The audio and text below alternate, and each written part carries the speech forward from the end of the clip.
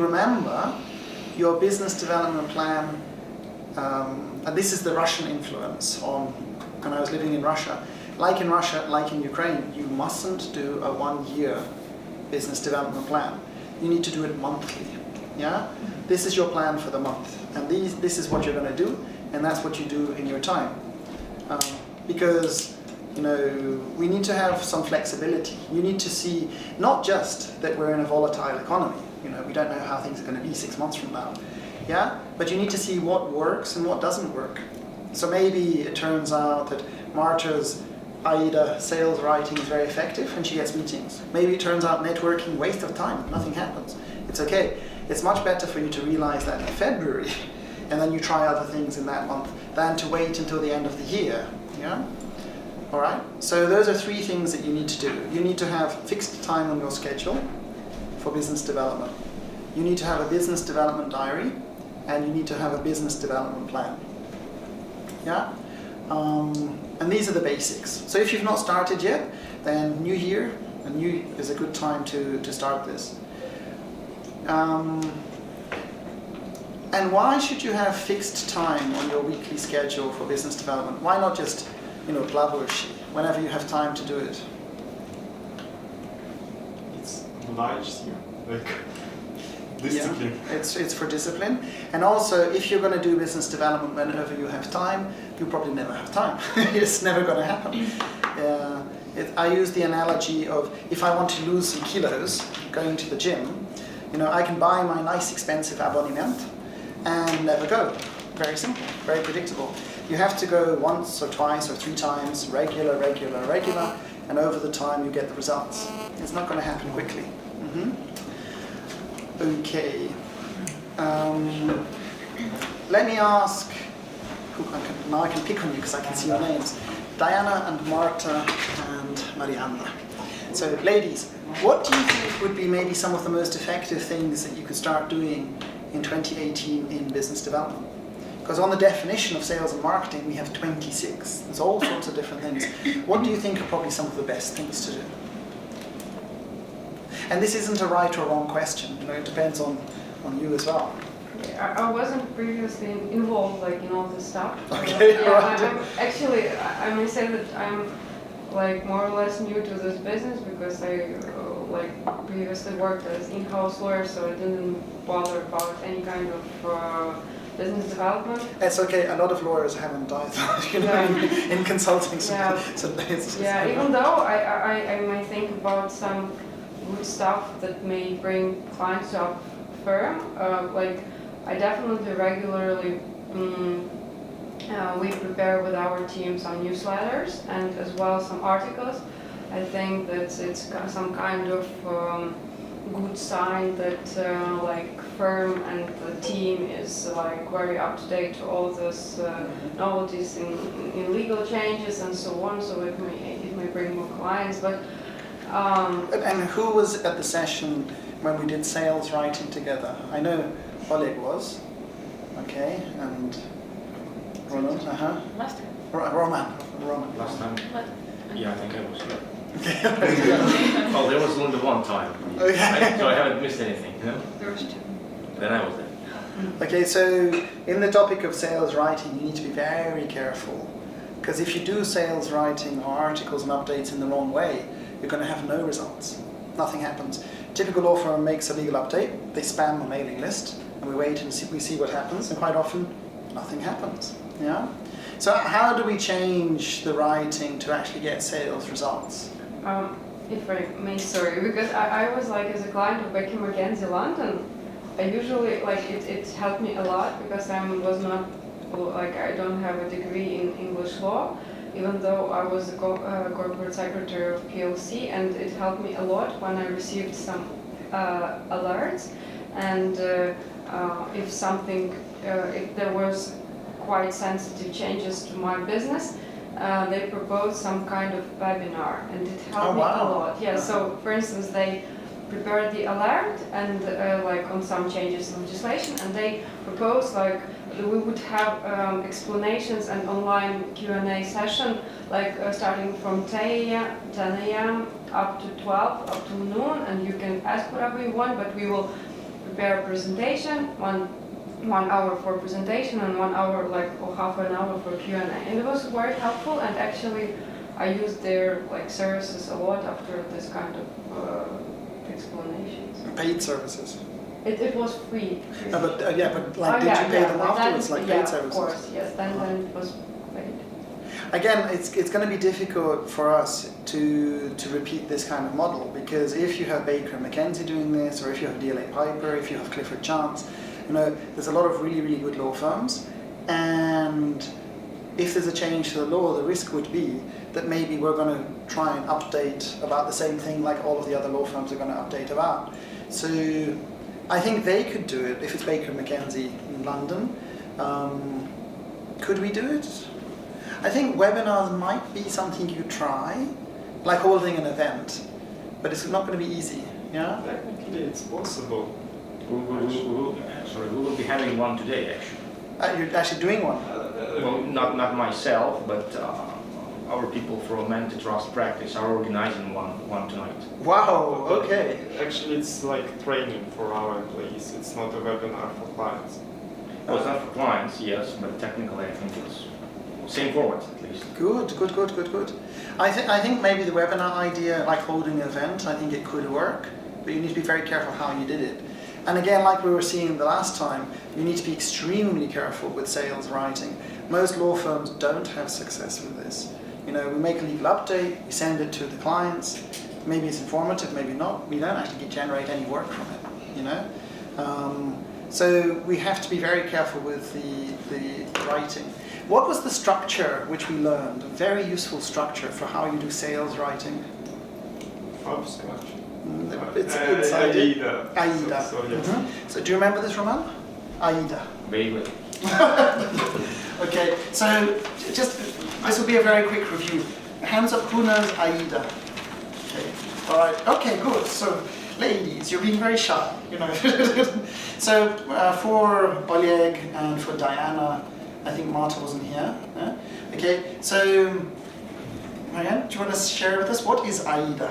AIDA is a letter that you write to clients to Pay pay their attention to new developments in law.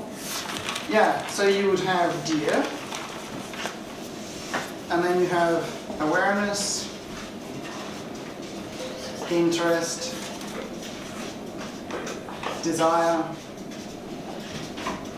action. Yeah, and then we have, so that's the main part, final element.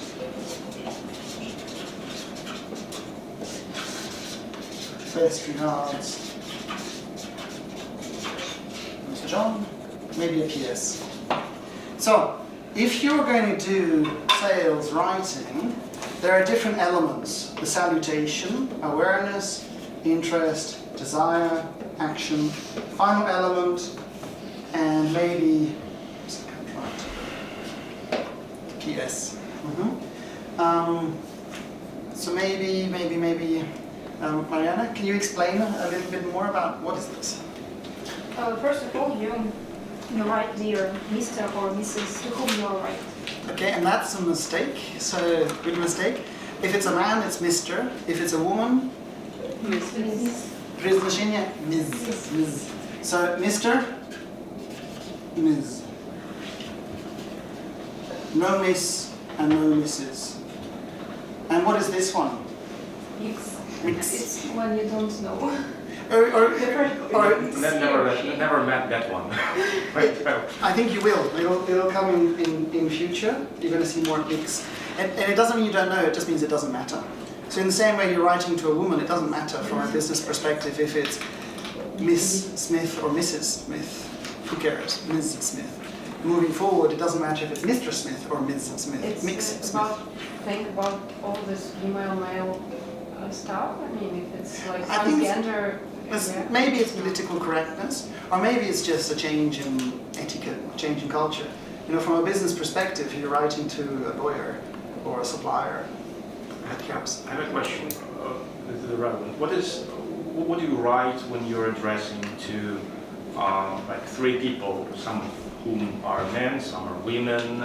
You know them by names and by last names, obviously, but you won't be writing dear Olga, dear Andrei, and dear someone else. Yeah, you can. You know, if it's formal, you would do dear Mr. Smith, Mr. Brown, Ms. Do I write dear before each one, or No, just once. So dear Mr. something, comma, Ms. something, comma, Mr. something. Yeah. What if there are 4 or 5 people? You never write. What do you never write? Dear all. Good. So copy into your book, if you don't know this, dear all, put a cross. There are rare situations where you can mess up in legal writing or sales writing and make a mistake. This is one of them. You never write dear all. Yeah? Dear all. And again, you can say I'm being pedantic. Yeah? And most British and American lawyers don't know this. Remember, when I was in DLA Piper, who were the lawyers who were the worst in sales writing and legal writing? The British. The British were really worse. They were worse than the Russians. They were worse than the Germans or the Polish, because the native speakers, they never studied this. You know, they didn't actually learn this. I think when you studied, like in Russia, you had like a grammar translation approach. So quite structured, systematic, how you learn the language. Yeah, and you would learn the different rules. They never learn this usually. So you never write. Biggest mistake is simply imя. You never do that. So I would never write to you Marta, comma, blah, blah, blah, blah, blah. Yeah? Yes, I know you've seen this, and you can see this from British lawyers and American lawyers. It's still wrong. Don't do it. Yeah? 90% of the time, 95% of the time, it doesn't matter. Nobody cares. In American, it might even be considered friendly, because you're saying like, Marta. But sometimes in British English or in some other Englishes, it's like, Marta. It's very prямо, грубо. So always use dear, or if you move from вы to ты, you would use hi or hello or good morning, some kind of приветствие. Never use имя and never use all. Does this apply to all of communication or just the marketing purpose stuff? I mean, because when the conversation is ongoing, it is quite often that people don't use name at all. Yeah, if it's going to be like, if you're like in chatting basically. Messenger or something, then it's going to be like a conversation and it's coming back and forth. If it's correspondence, if it's something which you're going to charge for, you always put a salutation. Yeah, and you need to be careful not to get too relaxed in the writing. You know, so yeah. If it's a letter, if it's an email, client work, use the salutation. Okay? So, and do you put a comma? No. Do British put a comma? Yes. Yes. So in international legal English, no comma. Yeah? Okay. Is it awful if an exclamation mark is put? I think it's kind of cute. When my Russian colleagues do this, or Belarus, you know, it sounds funny. It's like, dear John. It's like, oh, enthusiasm, so much. Yeah, it's still wrong. So you shouldn't do it, but it's not a catastrophic mistake. You know, it just looks a bit funny. If you put a comma, nobody's really going to care. You put a colon like the Americans, but ideally don't. You know, have one international standard. What about colon? That's American style. So, you know, nothing too bad.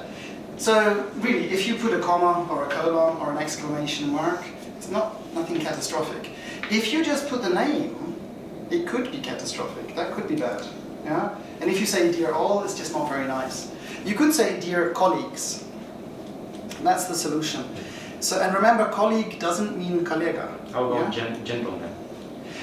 You can do it, but it's wrong, but it's friendly. Or ladies. When can you use ladies or gentlemen? It has to be for an invitation. Yeah? So I could write, you could do it, dear gentleman or gentleman. Technically it's wrong, but it's friendly, so it's more or less okay. Yeah? It's much better than just saying имя. Sometimes they write gent. Gent. I think it's okay. It's like, it's not ты, it's with some humor. It's wrong. Technically it's wrong, but it's nice wrong. there's cute wrong, nice wrong, like, I mean... There are different types of wrong, Yeah. right? The two main types of wrong, I think we talked about this before. There is wrong in a nice way and wrong in a not nice way. So again, if you write to me, John, that's wrong in a not nice way. That's possible to misinterpret and be offended or upset or insulted, so don't do it. In the same way, you never write regards, because it's unfriendly, it's formal. That's wrong in the wrong way. If you say something like, "Dear John!" exclamation mark, it's okay. You know, it's wrong and it's nothing too catastrophic. Yeah? Or like some of these weird creations in Russian English, and you probably do the same. You know, you can make very polite, nice expressions which don't exist in English. You know, hey, good to see you. I kindly request your esteemed opinion on. You know, we don't say that. But I understand you're trying to be nice, so it's okay. Yeah? But you need to avoid being wrong in the wrong way. So no imya. Yeah? You could say dear sirs. You can say dear sirs, and dear sirs includes women. You can never say dear madams. Okay, then we have an awareness sentence, interest sentence, desire sentence, action sentence. So this goes hand in hand, you remember, with the iceberg model of needs. So we're writing to the client, we're pitching them, we're suggesting that they do a data protection GDPR due diligence. They don't even know about it because it's an unknown for them. So you make them aware, then you make them interested, then you make them desire, and then you're changing the implicit need into an explicit need. You tell them what to do, action, and you've told them what to do. You've changed the implicit need into explicit. That's why most of the legal writing that law firms do doesn't work from a sales perspective. You raise awareness and we stop. So they don't have a great desire to actually do anything. You raise awareness and interest, maybe, with a newsletter, and then we stop. In sales writing, you have to go further. Awareness and interest, then make them desire something, have something that you're offering them, yeah? And then you tell them what to do, you drive the process. So sales writing is harder than legal writing. You need to go through awareness, interest, desire, action.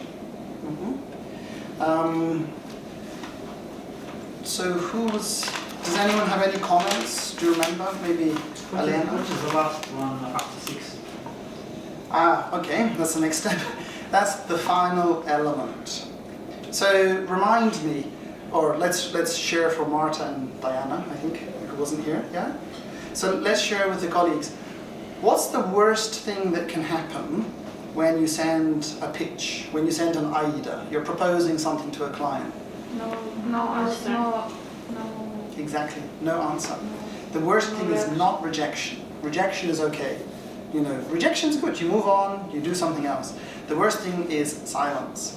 So we include one sentence. The purpose of the sentence is to decrease non-response. It's called the final element.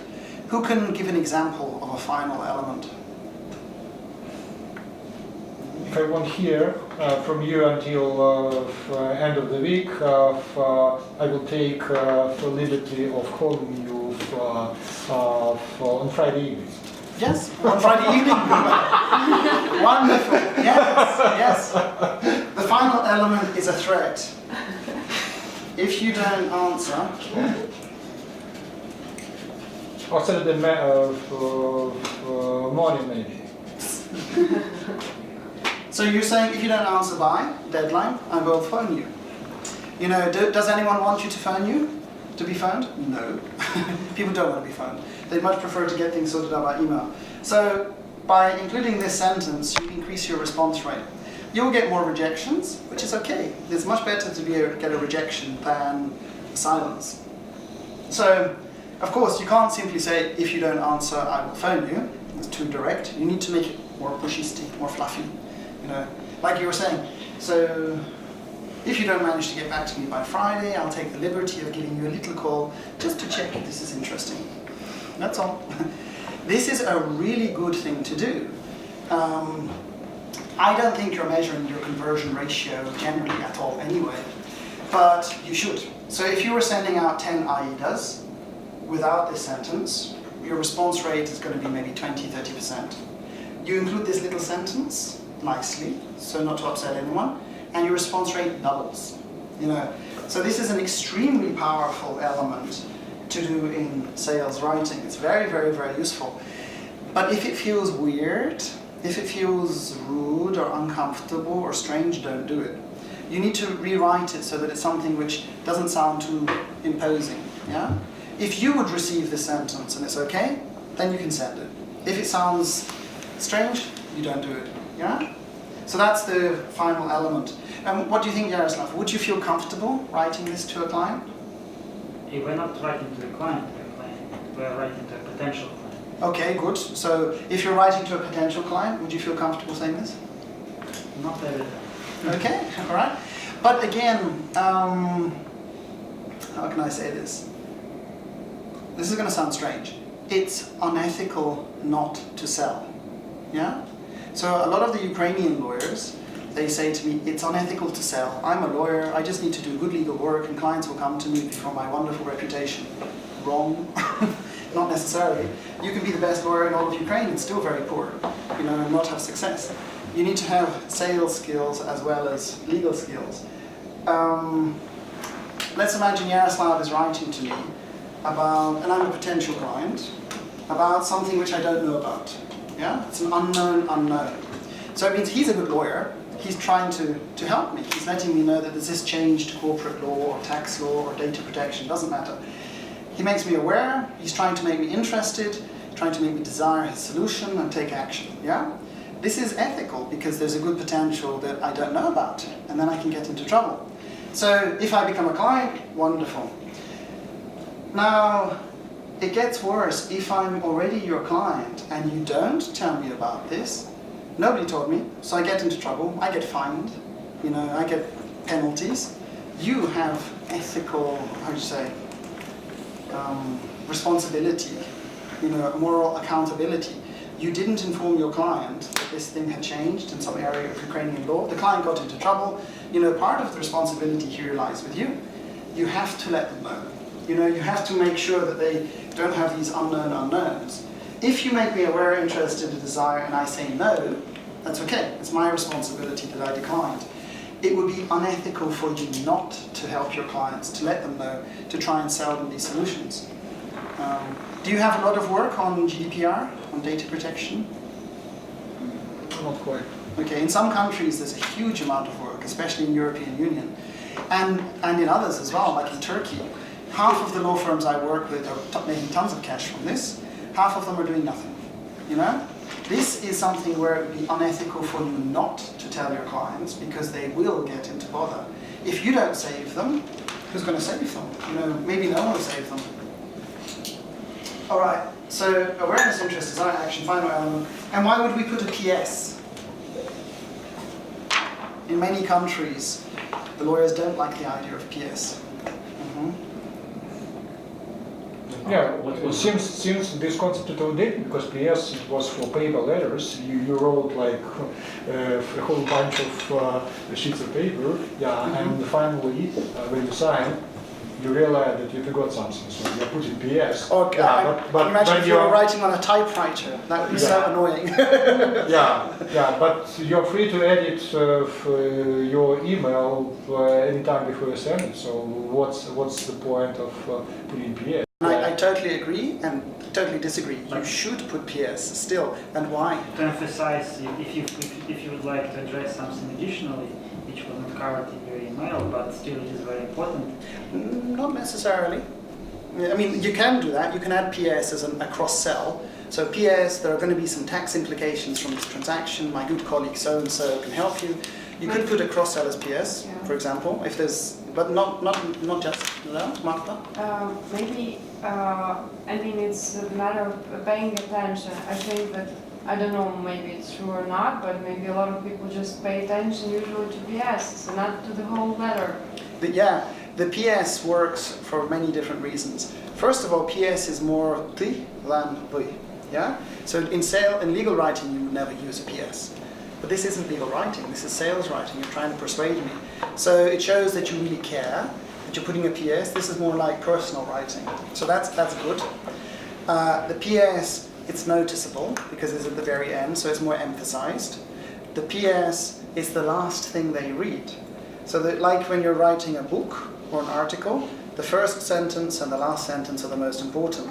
The PS is the last thing they read, so it has quite a strength to it. Yeah. You could simply put a PS and say, PS, like for example, PS, Alena, comma, I think this issue is very important for your company, so do please pay attention to it. Full stop. I've actually said nothing. I've just emphasized. Putting a PS for emphasis would significantly increase your response rate, because Alena's going to think, wow, my lawyer is putting a PS telling me to pay attention. It must be serious and it's personal. So this would actually have an improvement in your conversion. You don't use PS with every single email, but you can now and again. It's very powerful, very noticeable position in your writing. So in a PS, you could put a cross-sell, you could put emphasis, you could put a potential upsell, suggest a more premium solution. You could just put a personalization, PS, hope you have a lovely weekend despite the snowy weather. Yeah, that's good. That would increase social equity. This would increase goodwill. So PS is quite powerful, and very few lawyers actually use it. Tell me, the AIDA, and again, we're looking at this because today's topic is pitching. First of all, I should ask, what does it mean to pitch in American English? To throw a ball. Yeah, sure. So like a pitcher in American baseball, that's the guy who throws the ball. What does it mean in sales to pitch? To yield the turn to make a move to someone else. Whoa, nope. I'm not sure I even understood that, but I think no. That sounds good, but no. To make someone interested in your services. Yeah, to propose something, to suggest something. Yeah, and the AIDA is a form of written proposal. So if I've never heard about data protection, you could write me an AIDA. That's a type of written pitch. You don't need to send me, like most law firms, a 10-page PDF with the resumes and all of the information about your firm, about data protection, a formal pitch, a pitch document. That's probably much less effective than an AIDA. The ideal AIDA, we have the expression, I like this, concise is nice. Concise is nice. The shorter, the better. The shorter your AIDA, the shorter your pitch, the higher your response rate. The biggest mistake that lawyers make in legal writing, and it's catastrophic for sales writing, is simply writing too much. You don't need to send me, dear John, as of such and such a date there are these changes, big paragraph, and another big paragraph, and big paragraph, and all these clever, sophisticated things. No, I don't need that. The purpose of your AIDA, the purpose of your pitch is to convert, to get me to make a purchase decision, to work with you. Later, you can tell me lots of clever things if you want, but at this stage, you don't need to. The shorter your email, the higher the response rate. Yeah? So we would apply, in Russia, it's called the 1 ruble rule. You count how many words. For every word, you have to pay a ruble. Okay, we change it to 1 hryvnia rule. Make it £1. Okay, Scottish pounds. Yeah. For every word, you have to pay £1. You need to squeeze it and cut it and edit it to make it as short as possible, to pay as few pounds as possible. Yeah. Or even another rule is called half and half. You write your AIDA, then you have to cut it in half, and then you have to cut it in half again, in terms of the volume. Your first version is always going to be far too fluffy, far too too many words. I think that's the biggest mistake that you would make, and too complicated. Keep it very simple. So all of the different rules of good sales of legal writing would definitely apply here. Okay, do we know these rules? Okay, let's copy these, because I think maybe we don't, and this will be useful for you. Very briefly, some of the key rules for legal writing which are good for your sales writing. So we can have, let's call it the £1 rule, which I already told you. So that's to make it as concise as possible. Next, we have the KISS rule. What does that mean? Keep it simple, stupid. Yeah, it means don't translate from Ukrainian into English. If you translate from Ukrainian or Russian into English, you're going to make, it's called the Tolstoy mistake. if you've read Tolstoy, Wojna i Mir, you will see one sentence per page. You don't want to do that. In legal writing, that's very dangerous because English punctuation is not the same as Russian or Ukrainian, especially the commas, and you're going to make some really dangerous mistakes. So KISS rule, keep it simple, stupid. Short, simple sentences. Chop up the sentences, make them shorter in English than they would be in Russian or Ukrainian. And it would sound weird. Translate that back into Russian or Ukrainian, it's going to sound childish and unsophisticated. That's okay, because it's not Russian and it's not Ukrainian. So keep it simple, see, which means short sentences. You know, don't make this Tolstoy mistake. This is also connected to the SVO rule. Subject, verb, object. Очень просто. I'm guessing that Ukrainian is close enough linguistically to Russian that we have flexible word order, more or less, more than English, yeah? So we can do lots of nice things. In English you can't. Keep it to subject, verb, object. I wrote the contract. You stick to that structure. And time expressions or other expressions you put before or afterwards. So yesterday, comma, I wrote the contract. Or I wrote the contract, comma, yesterday. You don't start doing things like in Russian, and I'm guessing it's the same in Ukrainian, long complicated sentences with interjections between commas. Don't do that. Yeah? Babushka rule. So what does this mean? You need to be able to explain in plain English so that a non-legal specialist can understand what you're saying. And sometimes lawyers are remarkably bad at communication. You know, we're lawyers and we forget that other people are not lawyers. I was in London a while ago, and I was speaking to, I think they were doing real estate investment projects, and the lawyers got really excited about what they were doing, and they were telling me, and they tell me all these things, and I had no idea what they were talking about. Yeah? So explain so that a non-specialist could understand. Yeah? So £1 rule for conciseness, KISS rule for simplicity, SVO rule for your structure, Babushka rule, 5. Another one is called the nye rule. You cannot do double negatives or multiple negatives. Don't do it, because as you know, it's not the same in English. It makes it very difficult to understand. So if you say "Я ничего не знаю," in English это значит "Я все знаю." Да? Double negative is a positive. You have to. The idea of the nye rule is very simple. You write in the singular. You write in the positive. And you write according to expectation. So if you're going to write a document, you would better say the employee does something rather than employees do. It's easier to understand singular for the brain than the plural. You write in positive form. You wouldn't say the employee does not disclose. Yeah, the employee keeps confidential. You use positive, never multiple negatives. Yeah. And you accord this to expectation. So, as much as possible, so that what you're writing is according to the common parameters of what people expect. Did I give you the example about dogs and cats? Okay. No? Okay. So, the sentence, the dog chased the cat. It takes your brain half a second to understand it. It's positive and according to expectation. The dog didn't chase the cat. A negative would take your brain maybe a second to understand. The cat chased the dog. Okay, that'll take your brain 1.5 seconds to catch the idea, to visualize. And the worst would be the cat didn't chase the dog. Yeah?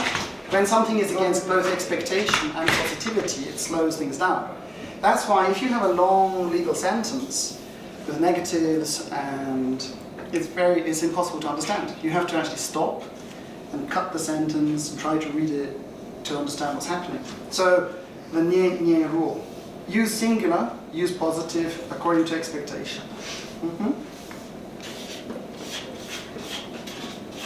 The UOU rule about passive voice. Should you use passive voice in legal writing or in sales writing? Generally, no. But a lot of Ukrainian and Russian and Belarusian lawyers, they like it. Yes. Why do we like it so much? I see this especially with young lawyers. We love passive voice. Maybe some similarities with our languages, so it is easier to convert. Yeah, it might be. That's called L1 interference. L1 interference means your language 1, your first language, interferes with your English, L2. So if you try and apply the rules of commas from Russian or Ukrainian into English, it's going to be wrong. That's L1 interference. Use of passive voice might be L1 interference. So the simple rule is no passive. If you're going to use passive, it can only be if you justify that the actor is unknown, obvious, or unimportant. Only if the actor really is unknown, obvious, or unimportant, then you can use passive voice. Young Ukrainian lawyers use passive voice far too much. So the simple rule is just tell them, stop, don't. The second level of the rule would be, if you justify it's an unknown, obvious, or unimportant actor, then you can use passive voice. You wouldn't say somebody burgled the property. That's a strange use of active voice. The actor is unknown. The property was burgled. That's okay. You can justify use of passive voice. Obvious. What can we say? Ukrainians eat borscht in Ukraine. It's kind of silly. It's kind of obvious. So borscht is eaten in Ukraine. If it's eaten in Ukraine, it's probably by Ukrainians. Yeah. So in that case, the actor is obvious. You don't need to say it. And important, the police interviewed the witnesses. The witnesses were interviewed. It's unimportant who did it. Or maybe it's obvious. Okay, if that's getting complicated, simple advice is don't use passive voice. Yeah? So there's a few different rules that you need to apply to legal writing, and in sales writing they become even more important. There's actually 36 of these, but I think maybe that's enough. So these are the main ones. To keep it concise, to keep it simple, to keep it understandable, and not too complicated. Do you have any questions there? Where we could find all 36? If Oleg emails me, I'll email them to you. I'll send them to you. I'll send them. There's like a book about this. I wrote it. So all of the lawyers in all of the countries in legal writing are doing the same kind of mistakes, and these are the main ones. Okay. Why you call it a mistake if everybody does that? I mean, I understand from some perspective for grammar and so on, but if it's like a general rule, why is some kind of mistake? Because it's hard to understand. Everybody can be doing it, and it's still wrong. This one about the advice on commophobia. So that's a rule, commophobia rule. You should be afraid of commas. You should be very afraid of commas in legal writing, because most of the British and American lawyers have no idea what they're doing with the commas, and most of the non-native speakers are applying their own rules of commas into English, and it doesn't work. So the reason for commophobia rule, that's why you shouldn't say "Dear John, comma, best regards, comma." You need to remove all archaisms, all unnecessary use of the comma, because it gets even more complicated when you're talking about commas inside sentences. What about, what's the difference? I read the contract which you wrote. I read the contract, comma, which you wrote. Both of these are possible in English, not the same as Ukrainian. You have to put the comma in Ukrainian and Russian. In English you don't have to. Both of them are correct, and they have different meanings. Do we know the difference? You told it last time, I believe, with another example.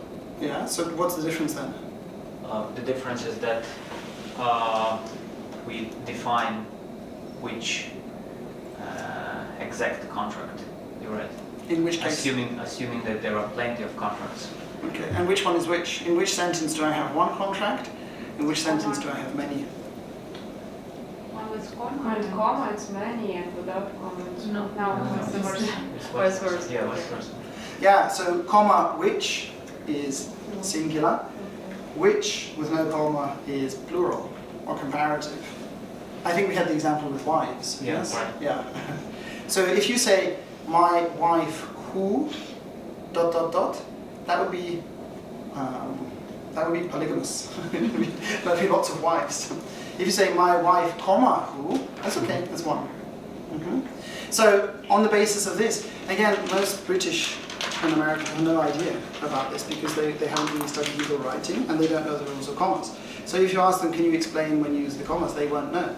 So even if everyone is doing it, it can still be wrong, you know? Like the shall is wrong. Don't use shall. Shall itself is an archaism.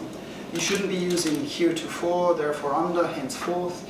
All of those are archaisms. You don't use archaisms. You don't need them in 21st century international legal or sales writing. And no Latinisms. Ipso facto, quid pro quo, etc., i.e., no, you don't use them. And yes, I think 90% of British lawyers would use archaisms and Latinisms. It's still wrong. And I think they're going to be wrong, you know, until the day they die. This will continue for decades. So, like, people are very conservative. If you have a partner who's been doing writing in one way, he'll write that way forever. But you need to move towards an international standard best practice. So even if other people aren't, you should. All right. And this is all very important because when you're looking at pitching, you need to have clear, effective, concise language. Most law firms respond to RFPs. So what is the RFP? Request for proposal. Good. And the opposite of an RFP, so let's copy it onto your book. You have RFP. The opposite is what we're looking at today. In brackets, you can call it unsolicited pitch.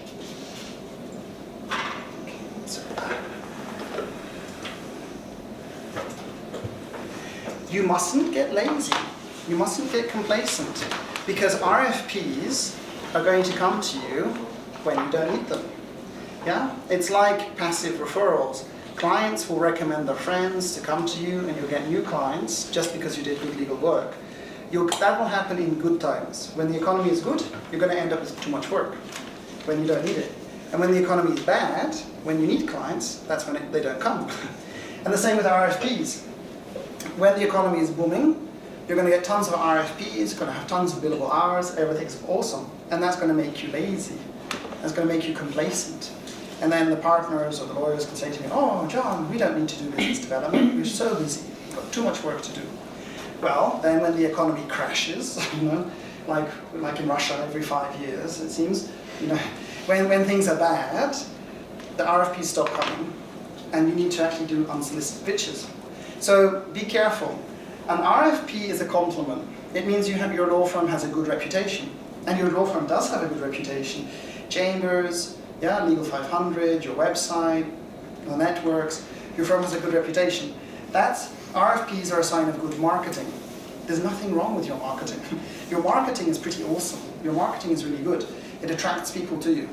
But if bad things happen, the economy goes down, yeah, then your marketing becomes less effective. You need to do more sales. And unfortunately, that means you actually have to be proactive and you have to go out there like a hunter with your spear to catch that mammoth. And the strange thing is, from now I've seen 220 law firms. I think almost all of them get RFPs. What percentage do you think actually do unsolicited pitching? Couple. Yeah, yeah, like almost nobody. Almost nobody is taking the initiative to send an AIDA, to send a letter, to try and proactively generate work with clients. Some partners do. You know, some partners are very good at this, and not just for their own practice, but for the firm as a whole. But most lawyers are not doing this. Yeah? I used to do it when I joined Asters, and I was doing it for a couple of years, and it was actually not very efficient, and I should stop doing it. Okay. Because there were no replies. And how I managed to do it. So for example, I heard that there was kind of a deal or dispute or project, so I was trying to find the correct contact within the company, either in Ukraine or abroad, and I was trying kind of like a proposal. Still, it was not very efficient. I mean, there are lots of reasons why it might not have worked. First of all, you know, maybe by the time you've heard of news, you see an opportunity in a newspaper, then maybe it's already too late. If someone says we're coming to Ukraine, you know, by that time they've probably already chosen their legal representative. That could be one mistake. Another mistake might be, you know, did we have something to offer? If you're just saying we are a full service law firm, plain vanilla, blah blah blah, then that's not so exciting. But they might answer you, but they might also consider the other 5 or 6 good Ukrainian law firms. So again, it comes down to the killer UVP. If you had something really exciting to offer them, then they would be quite enticed to at least have a meeting with you. If you're not offering anything, then they won't.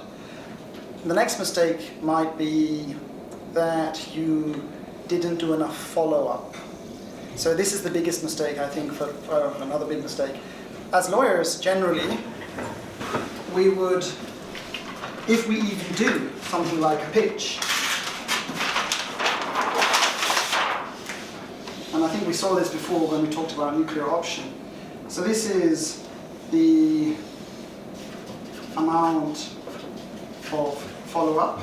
So follow-up means how often do we chase them for the response. And this is the percent of lawyers. So most lawyers would follow up once and stop. Some would follow up twice, very few 3, less would follow up 4 times, very few would follow up 5 times. The percent response increases with the amount of follow-ups. So unsurprisingly, if a lawyer just sends an email and then they do nothing more, quite often there's no response. You do an email and you do a call and you do another email, there's a very high chance you will get a response. But most of us, we give up too soon. We're not persistent enough in the amount of follow-up that we do. And this, you need to follow up to nuclear option.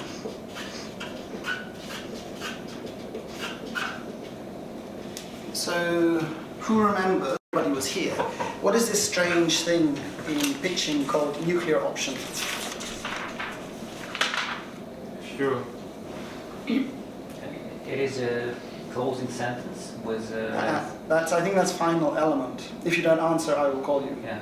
Yeah? So final element we put in our writing to increase the response. Yeah? Nuclear option is something a little bit different. Do you know? It's if you are threatening a potential client with quitting him, like. It's even stronger. You fire the prospect. Okay? So, in terms of follow-up, you send an email. There's no response, so you call them because you promised to call them. Yeah? They said if you don't answer by Friday, I'll call you. So you call them. They don't speak to you. The next Monday, you email them again. So this is the second follow-up. No luck. You call them again. Now you've done 3 follow-ups. It's probably enough. On the next Monday, you send them a nuclear option email. You would say something like, "Dear Mr. Client," or "Dear Mr. Potential Client, I tried to reach you a few times, but we didn't manage to catch each other. So I'm guessing that this thing, UVP, is not so important just now for your firm. I won't disturb you further, but you can reach me anytime if this is useful. Kindest regards, goodbye." Yeah? You fire them. Yeah? You're firing a prospect. What is the logic behind this? This is something which you've never done. Maybe some partners have done it, but most lawyers have never done this. What's the logic? Why would you do this?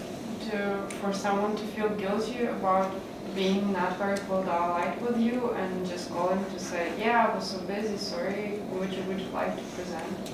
Yeah, you know, part of it might be like emotional blackmail, you know, but it's to provoke a response. Yeah, maybe they won't feel guilty, maybe they don't care, you know, if you wrote a letter or not, but they will realize they have a final chance. You're not bluffing. If they want help with this area, they can respond. And if they don't, they don't. You increase scarcity of your legal supply. By increasing scarcity, you increase value.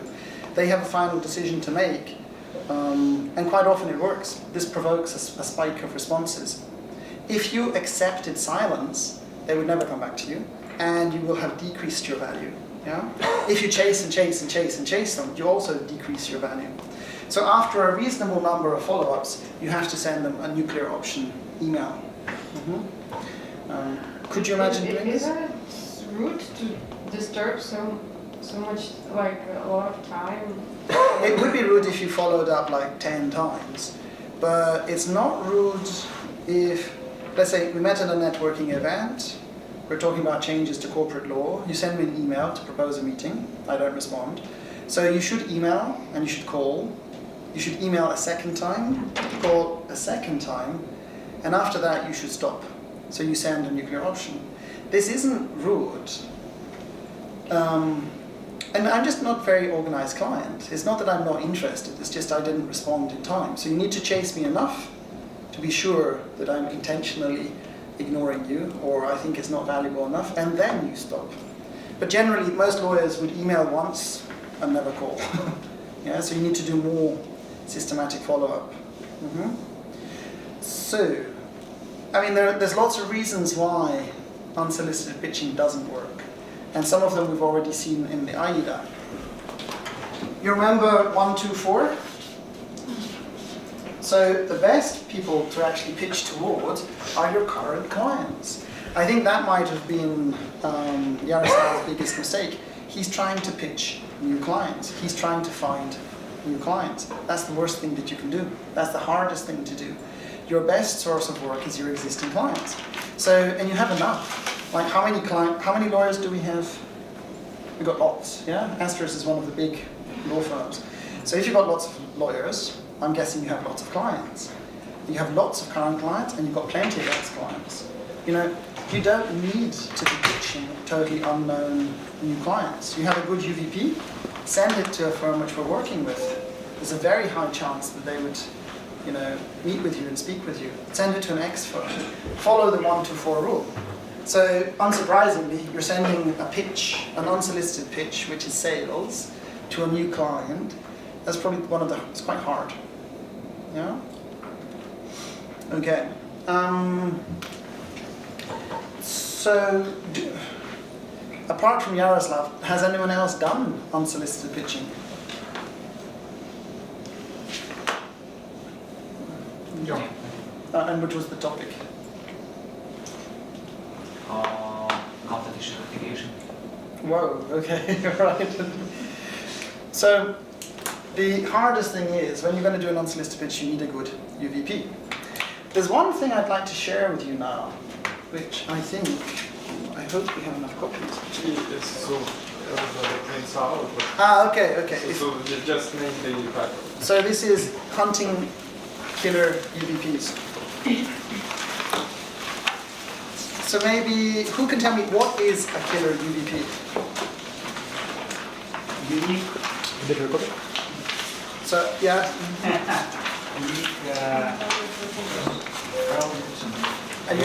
So a UVP is a unique value proposition, some kind of competitive edge. It's the opposite of plain vanilla. A killer UVP, however, what's that? Absolutely irresistible. Yeah, it's a really good killer UVP, a really good UVP. One of the law firms in Czech Republic, they were kind of smart. They said, we have 19 practice groups, and it's going to take us a lot of time to research all of these UVPs. Why don't you just tell us? I said, okay, I can tell you. So I pulled together all of the UVPs, which I heard from in the different countries. So here and everywhere else, and I put them into this one document. So for each of the different 19 practice groups, we tried to find a niche UVP, a synergy UVP, and a business model UVP. You don't really need 57 UVPs. That's a little bit of overkill. As a person, for you, I think you need maybe 1 or 2 UVPs. So remember, if I ask you that horrible question and say, Oleg, why should I work with you? You can't say, I'm a lawyer, yeah? You have to answer with a UVP, ideally a killer UVP. Again, why should I work with you? Your practice. Why should I work with you? You know, Asters, the law firm. Why should I work with you? Part of a network. So that question works on 4 levels. What network are we part of? Are we part of some networks? Yeah, WG, a lot of Megalink. So. Okay, so you know, there is the law firm Basil Kissel. They're part of the international network Lex Mundi. Yeah. So, can you actually answer if I say, you know, I'm a big Scottish oligarch. I'm thinking we're doing a big project in Ukraine and some neighboring jurisdictions. Why should I work with Legal Link network rather than Lex Mundi? Again, most lawyers have no idea. You know, they can't answer this question. So this would be how you answer it. You need to answer with a UVP on a personal, practice, office, or network level. Okay, so there's too many here. It would take a long time to read 9 pages. But I'll give you, let's say, I'll divide you into pairs. So Elena and Oleg, you can be together. Roman, Yaroslav, together. Ladies, you can be together too. Colleagues, 2. Ladies, Marta, Mariana, 2. Gentlemen, 2. So, what you need to do is, we have 19 practices, and we have 3 UVPs for each of them. Some of them are good, some of them are not so good. I decided to do a survey as well, to make this easier for you. I asked dozens of lawyers in some different countries which of these they liked the most. And on the last page, you have the result of the survey. So from the highest, the most popular, which might be killer UVPs, well, these are the top 12. So what you need to do is, I want you to find inspiration, okay? I want you to find 1 or 2 UVPs that you think are really good. Maybe they're really good for you, or your practice, or your office, yeah? Maybe they would provoke an idea which you could recycle or modify, yeah? So, what do I want you to do? I'd like you to read through this, not all of it, especially the last page though, and I'd like you to try and find 1 or 2 which you think are good, that you could actually use. So then I want you to discuss them with your partner, decide what did you find as the good ones, and then I'll hear what did you think could be good. Maybe you get, this will stimulate an idea of something not even here. That's okay, you can share it with us, okay? Because the heart of an AIDA, the heart of a pitch is what can you offer. So this can help. So let me give you maybe 5-10 minutes. You can read through, skim through, not the whole thing, and discuss, okay? So, you're by yourself. Yeah, I will speak out for both of us. Okay. So, and remind me, what is your practice? Corporate labor, so I would like to start with labor. Yeah, okay. I love labor. I think labor is one of the nicest ones from a sales perspective. There are always problems with people. There's always problems with labor. So this is quite an easy one to understand. So, what did you think? In terms of labor law, I like the first option more. It's very clear. Which one is that? It promises to draft equivalent at-will labor contracts for the client. So, this proposal is very clear-cut and it's very accessible to be understood from the perspective of the, for example, U.S. clients. In the U.S. jurisdiction, there's so-called at-will labor contracts, and in many countries, especially in post-Soviet ones, it's a bit difficult to create an equivalent at-will contract, and it's very difficult to dismiss an employee. So this proposal probably shoots into the heart sometimes. Yeah. As long as you know how to do it. Again, you can't promise a UVP if you can't do it. And again, like I said before, you have to be careful that the better the UVP, the more chance it is that it's illegal. That you might come up with such a nice value statement, and you might offer such a wonderful solution, it might actually be illegal. You know? So it's like labor, like with this one, if you know how to do it and you can do it without risk, it would be a killer UVP. In some countries, if you try and do this, you can create something, but it could get you into trouble. It's like with tax law. A wonderful killer UVP in tax law is optimal tax minimization.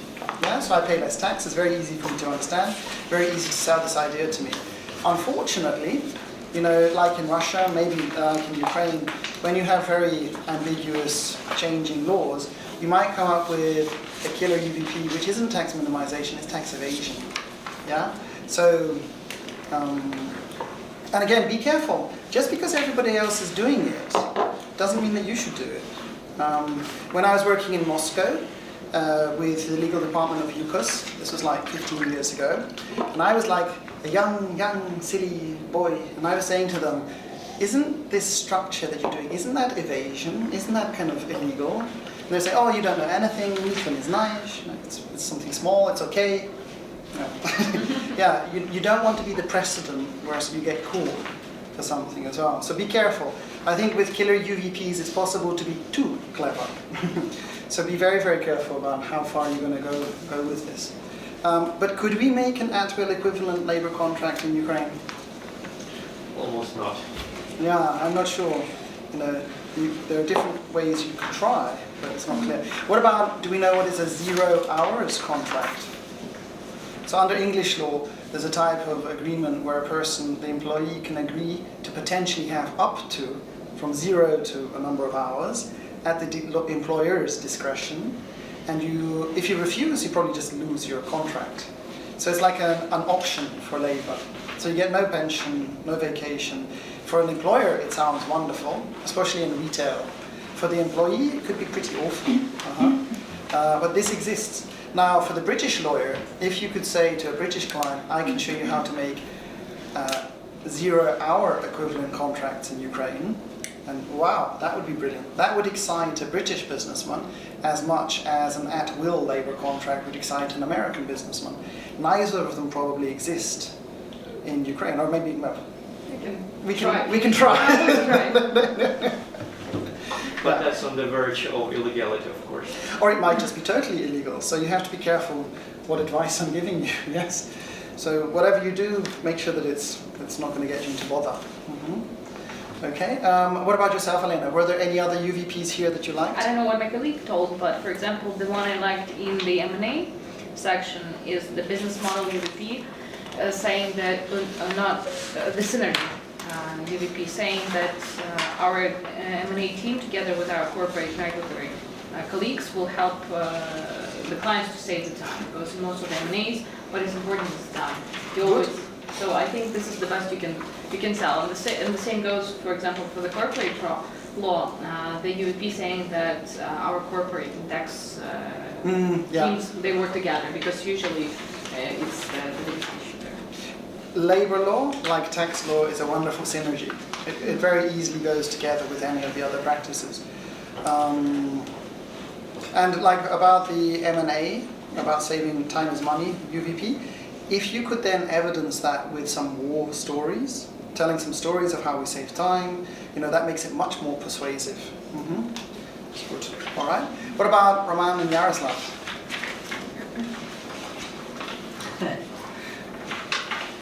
Well, I've spotted a few I liked. I liked the very first one, niche UVP for unlawful profiling.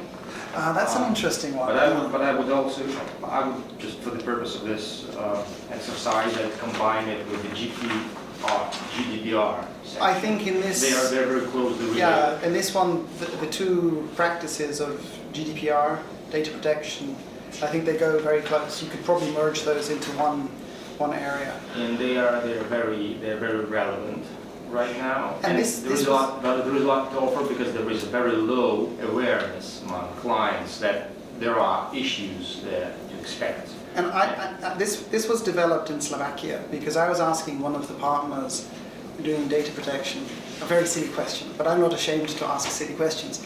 I was saying, why is it so strict? You know, why would I face 4% of gross annual turnover as a penalty for breaching data protection? Who really cares? You know, if I have client lists or medical records or whatever, why is it so strict? And they were explaining to me there's two different ideologies here. One is the European about this violation of human rights, that you're actually violating rights. This is a very bad thing to do. You can have discriminatory pricing. So in Slovakia, if you live in the wrong street, in the wrong part of town, the utilities providers will charge you more because they've profiled that area, so they're going to charge you more because your neighbors don't pay utilities. And if you're in another area, you'll pay less. So it's unfair. Or even you're not going to get your mortgage, you're not going to get your credit because you've been profiled in all sorts of ways that you have no idea what's happening. So it can be a violation of human rights. The American perspective, however, is that personal data is a commodity and it should be traded and exchanged. And so you have two different perspectives here, and they don't always go together. What about in Ukraine? Are we going to be more European model? More European. Yeah, so good, be strict. Yeah, and in Turkey, the Turkish, they go even further. You can have criminal liability for the future breach of data protection without any bad intent. So you can end up with imprisonment, and they're going even further than Europeans. So from a sales perspective, for the Turkish data protection lawyers, this is great. You know, tell people be careful. You're not just going to face fines. You can get into a lot of bother. Yeah. So different countries are taking this in different ways. I think. But what about in reality? You know, will people get fined in Ukraine? In Ukraine, no. That's No, but the problem is that, the reason I mentioned it is that it's not about whether they are fined in Ukraine. It's that when they do business in Ukraine, they might be with trouble with European regulations if they have customers from EU, for example, or from US. Yeah. So that perspective is important. People doing business here in Ukraine thinking they might be immune from the US So it's like long-arm statutes where they can get you. And they might be wrong in that respect. So it's something that we could tell them about. And also this data protection issue isn't going to go away. Like some of the Europeans, like in the Eastern European Union, some of the clients are being a bit complacent, a bit relaxed. They're saying, in reality, paper is one thing, in reality it's another. So, but even if in 2018 people don't really get fined, it's going to become a bigger and bigger issue. There will be more enforcement. This issue is not going to go away. Okay. What about yourself, Yaroslav? Yeah, I actually found that many of these UVPs are useful from my understanding what UVP means. Okay, that's good. Because it is one thing when you mention about UVP that we should have it, but it is good kind of brochure for these examples. But I personally, I didn't actually. I highlighted like around 10 different UVPs which I like. But like they're similar in approach. So first is I like UVPs related to synergy, which help you to understand how you can demonstrate that interaction with your colleagues can actually benefit you. And a good example is real estate and development synergy. That if you do kind of a joint project with your corporate team and real estate team, it can help you to decrease or increase price of the project. So Very it's nice. good UVP for business people, not for lawyers, and they will appreciate. And the idea behind this UVP is quite simple: monetize. Yeah. If you can change a legal expense into an investment, if you can monetize that, if you can show how it gives a potential return, it becomes an easy thing to sell. It sounds very silly, but I think for some of the business people, a lot of the legal things are like legal expenses, formalities, annoying irritations that we have to do, and it costs us money, and it's not very necessary. It's like a due diligence, yes, but it's not like that, And I also liked some business model UVP, where especially it is mentioned that it is more partner view of projects, it is kind of joint pool, where you can demonstrate that there will be kind of different approach compared to other firms, and it can be good. But with respect to niche UVPs, I have not highlighted any of them because it is, from my perspective, very similar to me. Many years of experience, blah blah blah, nothing special. And this is interesting because, in my opinion, I think the easiest UVP for you to create is a niche UVP. You just choose a specific narrow area of practice that you do, or a specific industry that you've worked in, and then you focus on that. So it shouldn't be too difficult for you to generate niche UVPs. It is harder to come up with synergy, and the hardest is business model. Because quite often I don't think the law firms do have, or the lawyers, different business model UVPs. We're quite similar in how we're operating. Okay, ladies, any thoughts from you guys? Like Yaroslav, I liked most synergy UVPs because from my perspective they're most understandable, so to say, at least for a lawyer maybe to explain. I liked one from the competition law, naturally, which explained that down rates happen, and we can show how to prevent such unexpected and unpleasant situation, what to do. And actually I have, I see here a lot of opportunities for combination advice to the client, to provide it in more and more complex advice, because you can add and add and add to this basis. I think one of these, I'm not sure if it was this one or a related one, was from Istanbul, that in Turkey you can have some of these dawn raids which can be pretty scary. It's not just that they're going to take away your computers, they might take away your management, they might detain people. And like, do you know how to deal with that situation? Do you know how to protect your people? You know, then it becomes a very easy sell. You know, if you're a manager, do you want to be taken away? No. So we can show you how to insure against that. The worse the consequence, the easier it is for us to sell. So this is pure negative benefit selling. We're just saying bad things happen, we can protect you. Yeah? And the good thing is, like, without any insult, like in Turkey, like in Russia, like in Ukraine, you know, for some foreigners, this can be a scary jurisdiction, and bad things do happen. You know, I'm sure you do have these tax authorities coming, and you know, dawn raids and raiders and all this nastiness. Yeah. From a selling perspective, that makes it easier for us to tell them we'll protect you. Yeah. Good. And I think this one provides a lot of opportunities for cross-selling business, because you can stack. I mean, you can advise on data protection here. You can give advice on criminal law issues, pure competition, many things. Yeah, good. I also like the synergy UVP from the energy sector. I think, well, I'm not an expert here, but I think it's a good combination, energy and tax. It just sounds interesting. In some jurisdictions, you can have, you know, if we can show them how to get rebates or how not to breach competition. Again, I don't know this area myself, but I think there are some opportunities there. Also, when I was reading the first 2 pages, actually, my reaction was more like negative or so, because you would see a lot of general statements, like we offer most optimal structures, we are quickly and available, we are better than other law firms. So this sounds plain vanilla. It doesn't say anything, and still it persuades.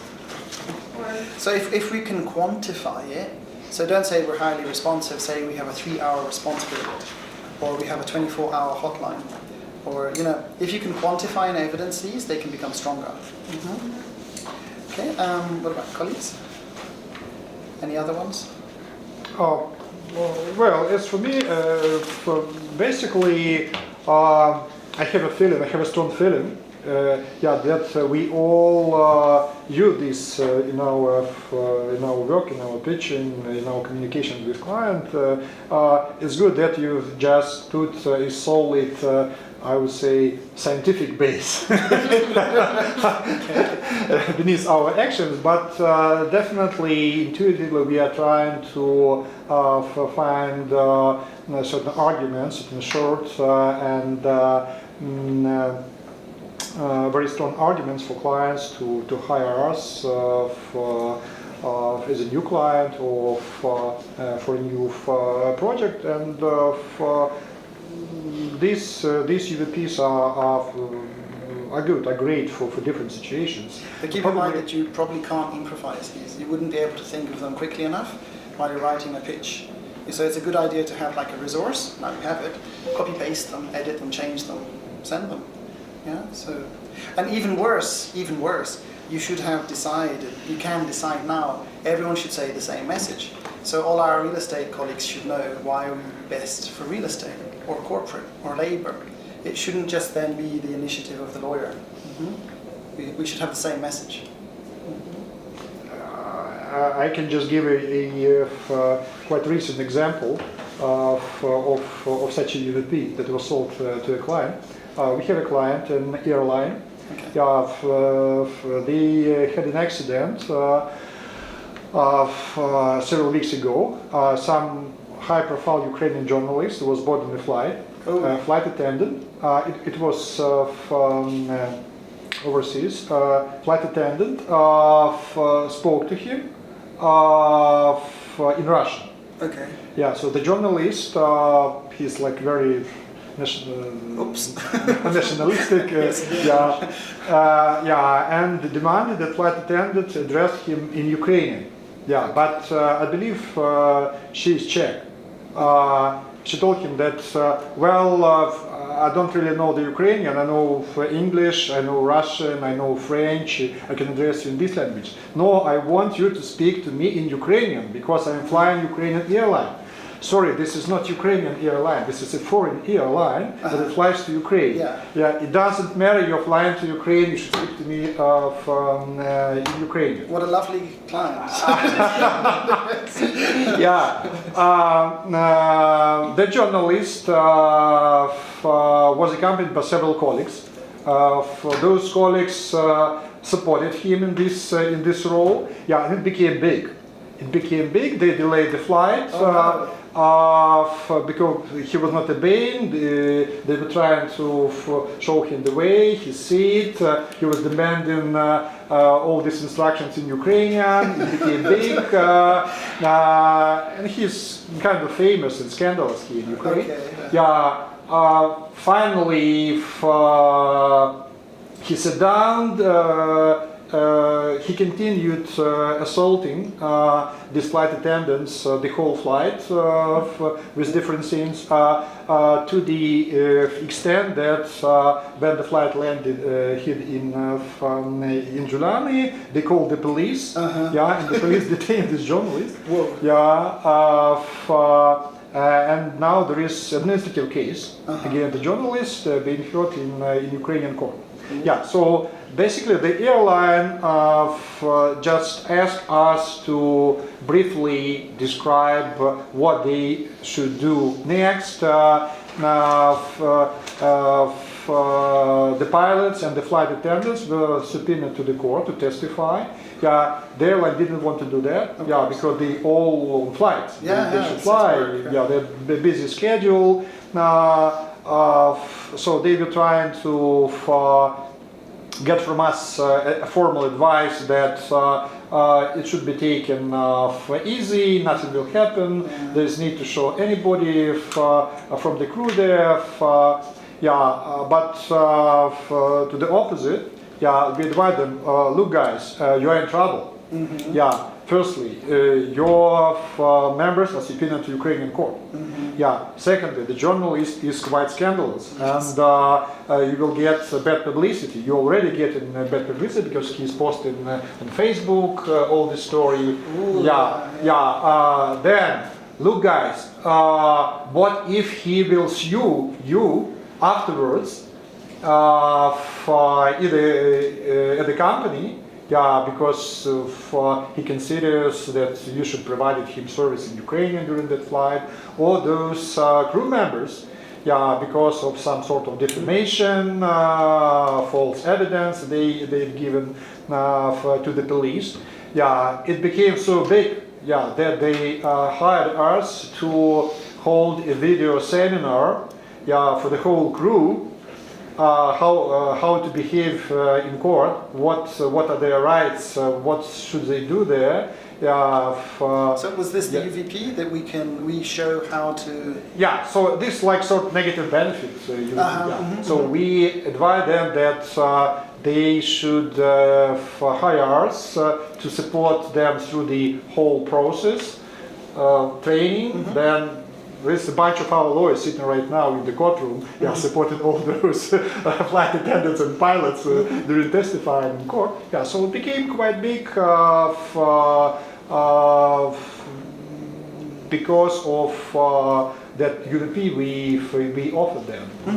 And this is honest. Like what you're saying, the worst case scenario, if that airline doesn't take the advice, how this could go badly wrong. It could be potentially catastrophic. And it doesn't matter who's legally right or who's legally wrong. There's going to be reputational damage. Publicity is like, oh, that's an anti-Ukrainian airline. They're against us. It could be politicized. It could be horrible. It could be really horrible. So yeah, this is a negative. This is called negative benefit selling. If we can recycle this kind of thing, show the worst case scenario. Good. All right, and colleagues, just briefly, ladies. Yeah, so I will start with the energy because it's actually what I do in my day-to-day work. So I agree with my colleagues.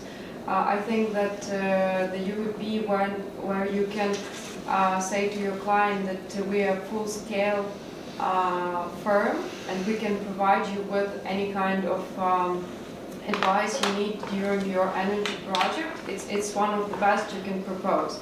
But still, I would like to start with the niche UVP.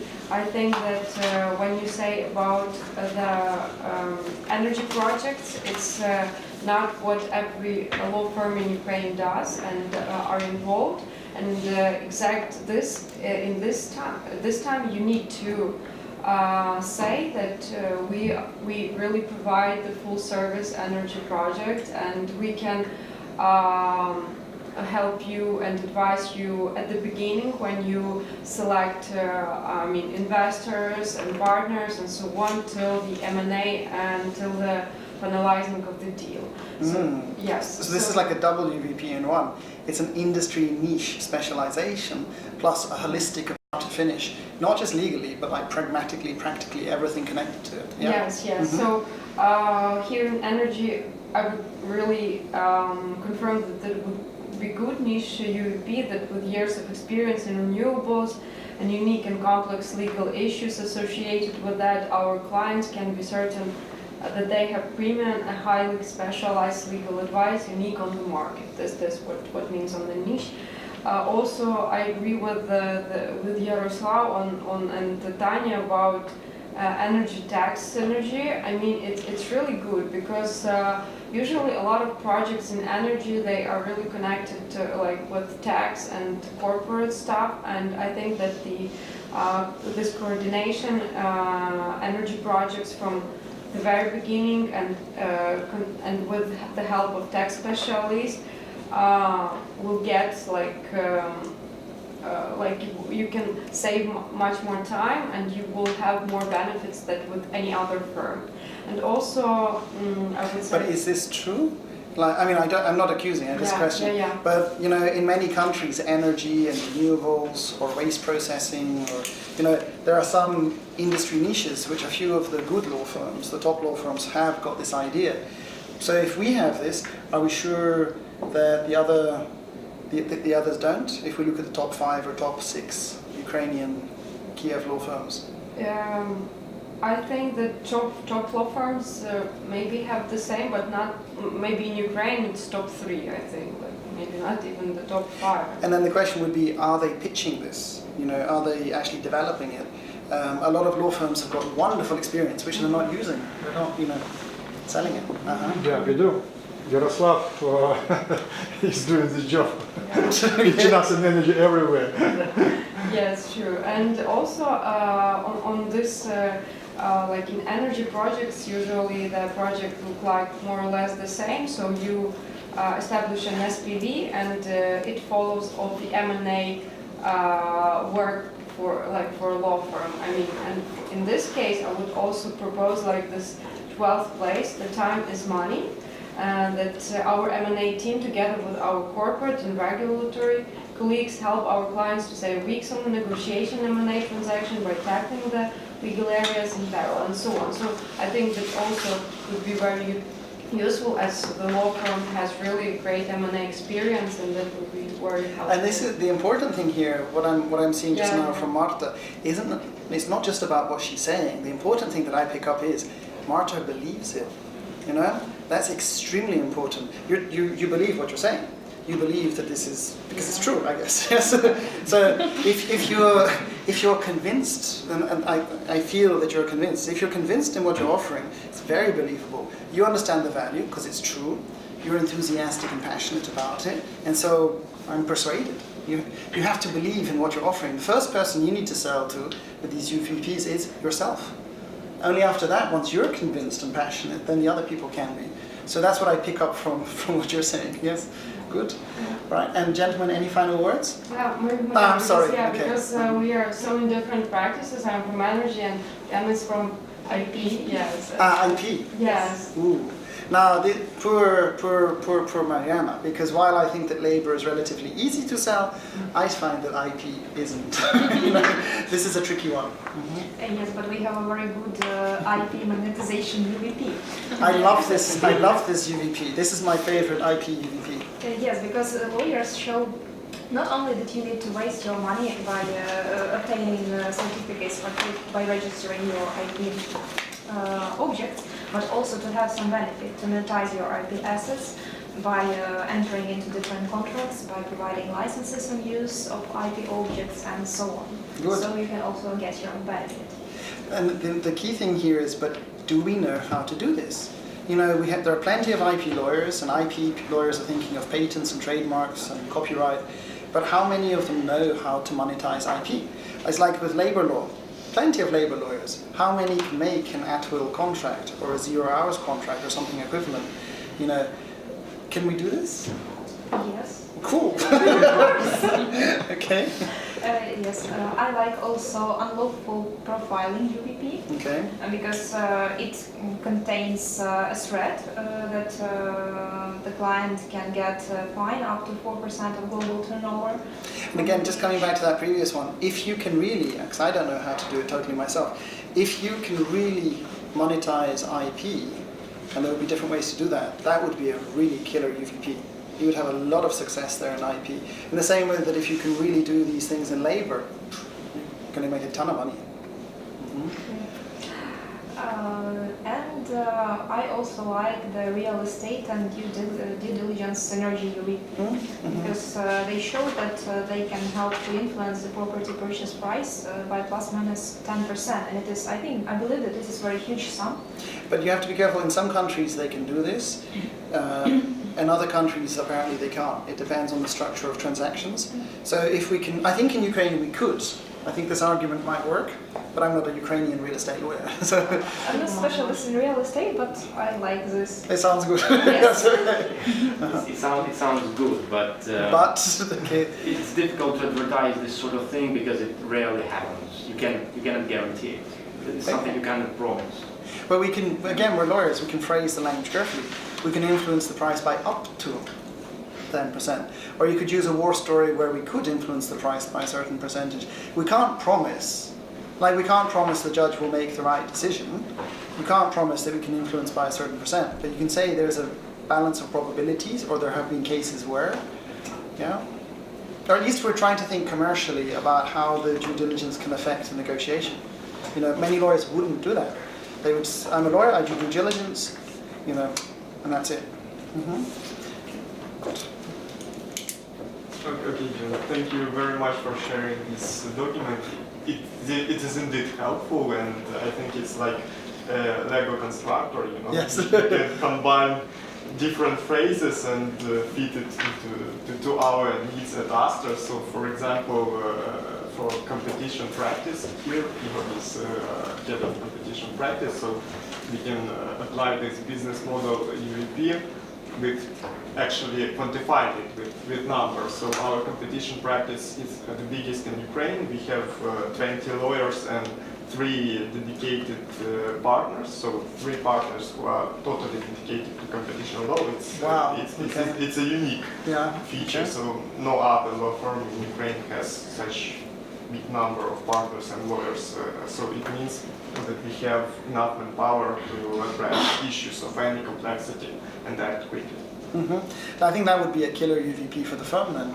That would be a really big competitive advantage for Asters, as a company. And remember, you can't just say we are the biggest. Biggest isn't best. But we're taking it further. Biggest means we can do specialized work, specialist work that other firms can't do in competition. Now, if you could name drop, and I can't do this because I'm not a competition lawyer, some sophisticated premium issues in competition law, which we can do, which hopefully would be very difficult, if not impossible, for smaller Ukrainian firms to do, that would even quantify it further. So again, I don't know. So that's where you would have to work it out. Any others? The one which was not mentioned before is this corporate way of UVP. So Yes. Very much. Yes. Now that's a very good one. How do we understand what it means to pierce the corporate veil? Yeah. Can this happen in Ukraine apart from in cases of criminal intent? So if someone's doing something criminal, we can have piercing the corporate veil. Can it happen for gross negligence? We don't have gross negligence. Oops. Okay. But in insolvency. Insolvency case. Yeah. Okay. Now this one really gets the manager's attention. Would you like, personal accountability? Yeah. So we can use this one. Yeah. And does it happen? Do management end up with liability? They actually introduced something the last year, I think it was, I don't know, or something for corporate. Derivative claim. Yeah, like a derivative claim in public jail. Yeah, derivative suit. So yes, you can. Theoretically, yes. There's not a big practice there, only a couple of cases, but it's going there. Okay. And again, this is going to be a really easy one to sell. Nobody wants to face this kind of thing happening. All right. So again, that's just the tip of the iceberg. With that document, you can do hours of work. You would have your practices deciding on the UVPs. As a firm, you decide on the UVPs. If you don't like some of these, you can edit and recycle and change them. But it's much easier to start with something like this than to try and do it from zero yourself. Yeah? And you don't need a lot of them. You can find one killer UVP, and you're going to be wonderful. It's going to be much, much easier for you. All right. I think, shall I give you a little break? Yeah? Are we okay? Okay. So let me share with you. Do you have this next document? 5 tips for better legal pitches.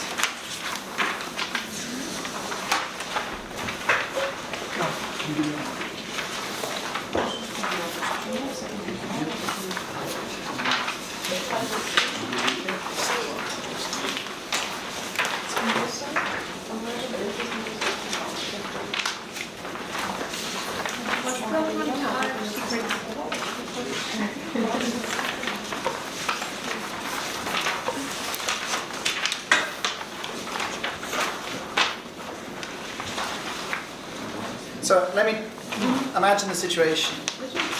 I send you an RFP.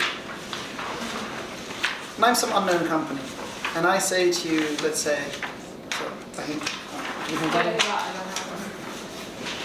I say to you, so Diana, tell me please, in email, how much will it cost to do this and this in Ukraine? What is the worst thing that she can do in her answer? I think it cannot be some concrete answer. We should propose some options depending on the case. Because, for example, in these resolution cases, clients are a bit exhausted by our judicial system by a long time litigation and costs, so it should be some reasonable proposition, depends on the scope of the work, timing, etc. and result, so it cannot be a direct final answer. Yeah, so basically the worst thing that you can do in an RFP, someone tells you how much is X, you tell them X is how much. That's the worst thing you can do. It's a really bad idea. And that's exactly what most lawyers do. You know, someone says how much will it cost to do this, so we tell them. Why is that really bad? It's bad for lots of reasons. One reason is like what you've said, we can give them options, we should understand better their needs. But apart from that, why is it very bad? Someone says how much, why mustn't you tell them? You fix Yeah. yourself. Okay. Yeah, they will choose the cheapest, definitely. Choices Yeah. by price only. Well, yeah, you limit yourself, so you don't really know the scope, so that's risky. You immediately make yourself a commodity. I don't understand the legal issues, so I'm going to ask 5 or 6 law firms to make a proposal. So they tell me proposals, so I'll just measure by price. By measuring by price, I've just commodified this. So it doesn't matter how complicated, how sophisticated it is, you've told me the price, I will benchmark you against the other 5 or 6 good Ukrainian law firms. Are you going to be the cheapest? Probably not. You know? Are you the most expensive? Probably not. You'll be somewhere similar. Yeah? So it's not going to be very easy for you to actually win that.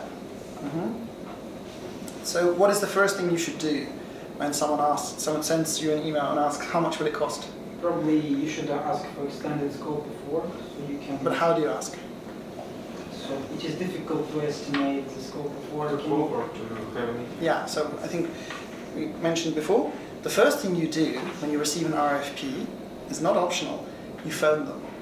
You have to phone them. Most lawyers would never do this. Most lawyers ask, how much will it cost to do X? The lawyer answers, it'll cost how much? Yeah, that's the worst thing you can do.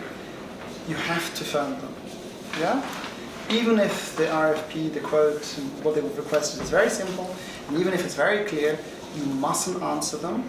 You mustn't ask them questions by email. You have to phone them. Why? Personal touch. Yeah, there's lots of reasons here.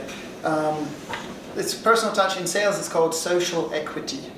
So social equity means goodwill or personalization, some kind of contact. If I'm sending this to 5 Ukrainian law firms, 5 names, none of these people are real for me. They're just abstract. You know, you phone me, you speak to me, you become a person. Yeah, you build social equity. I understand that you speak English. I understand what you're saying. So you build a relationship. That's one reason. What's another reason? You can discuss assignment. You can get more details. And Competitive advantage. Ask questions not included in the RFP, and therefore you can include the answers into your pitch when you make it, giving you a competitive advantage against the other Ukrainian firms who didn't phone. So you build social equity, you get competitive advantage. Another reason? Basically, we are doing this all the time, and we are also trying to get the price expectations. I don't. I mean, I'm being very controversial, but I don't believe all of our lawyers and partners are actually. Or am I wrong? Are we? Always phoning? Yeah, that's.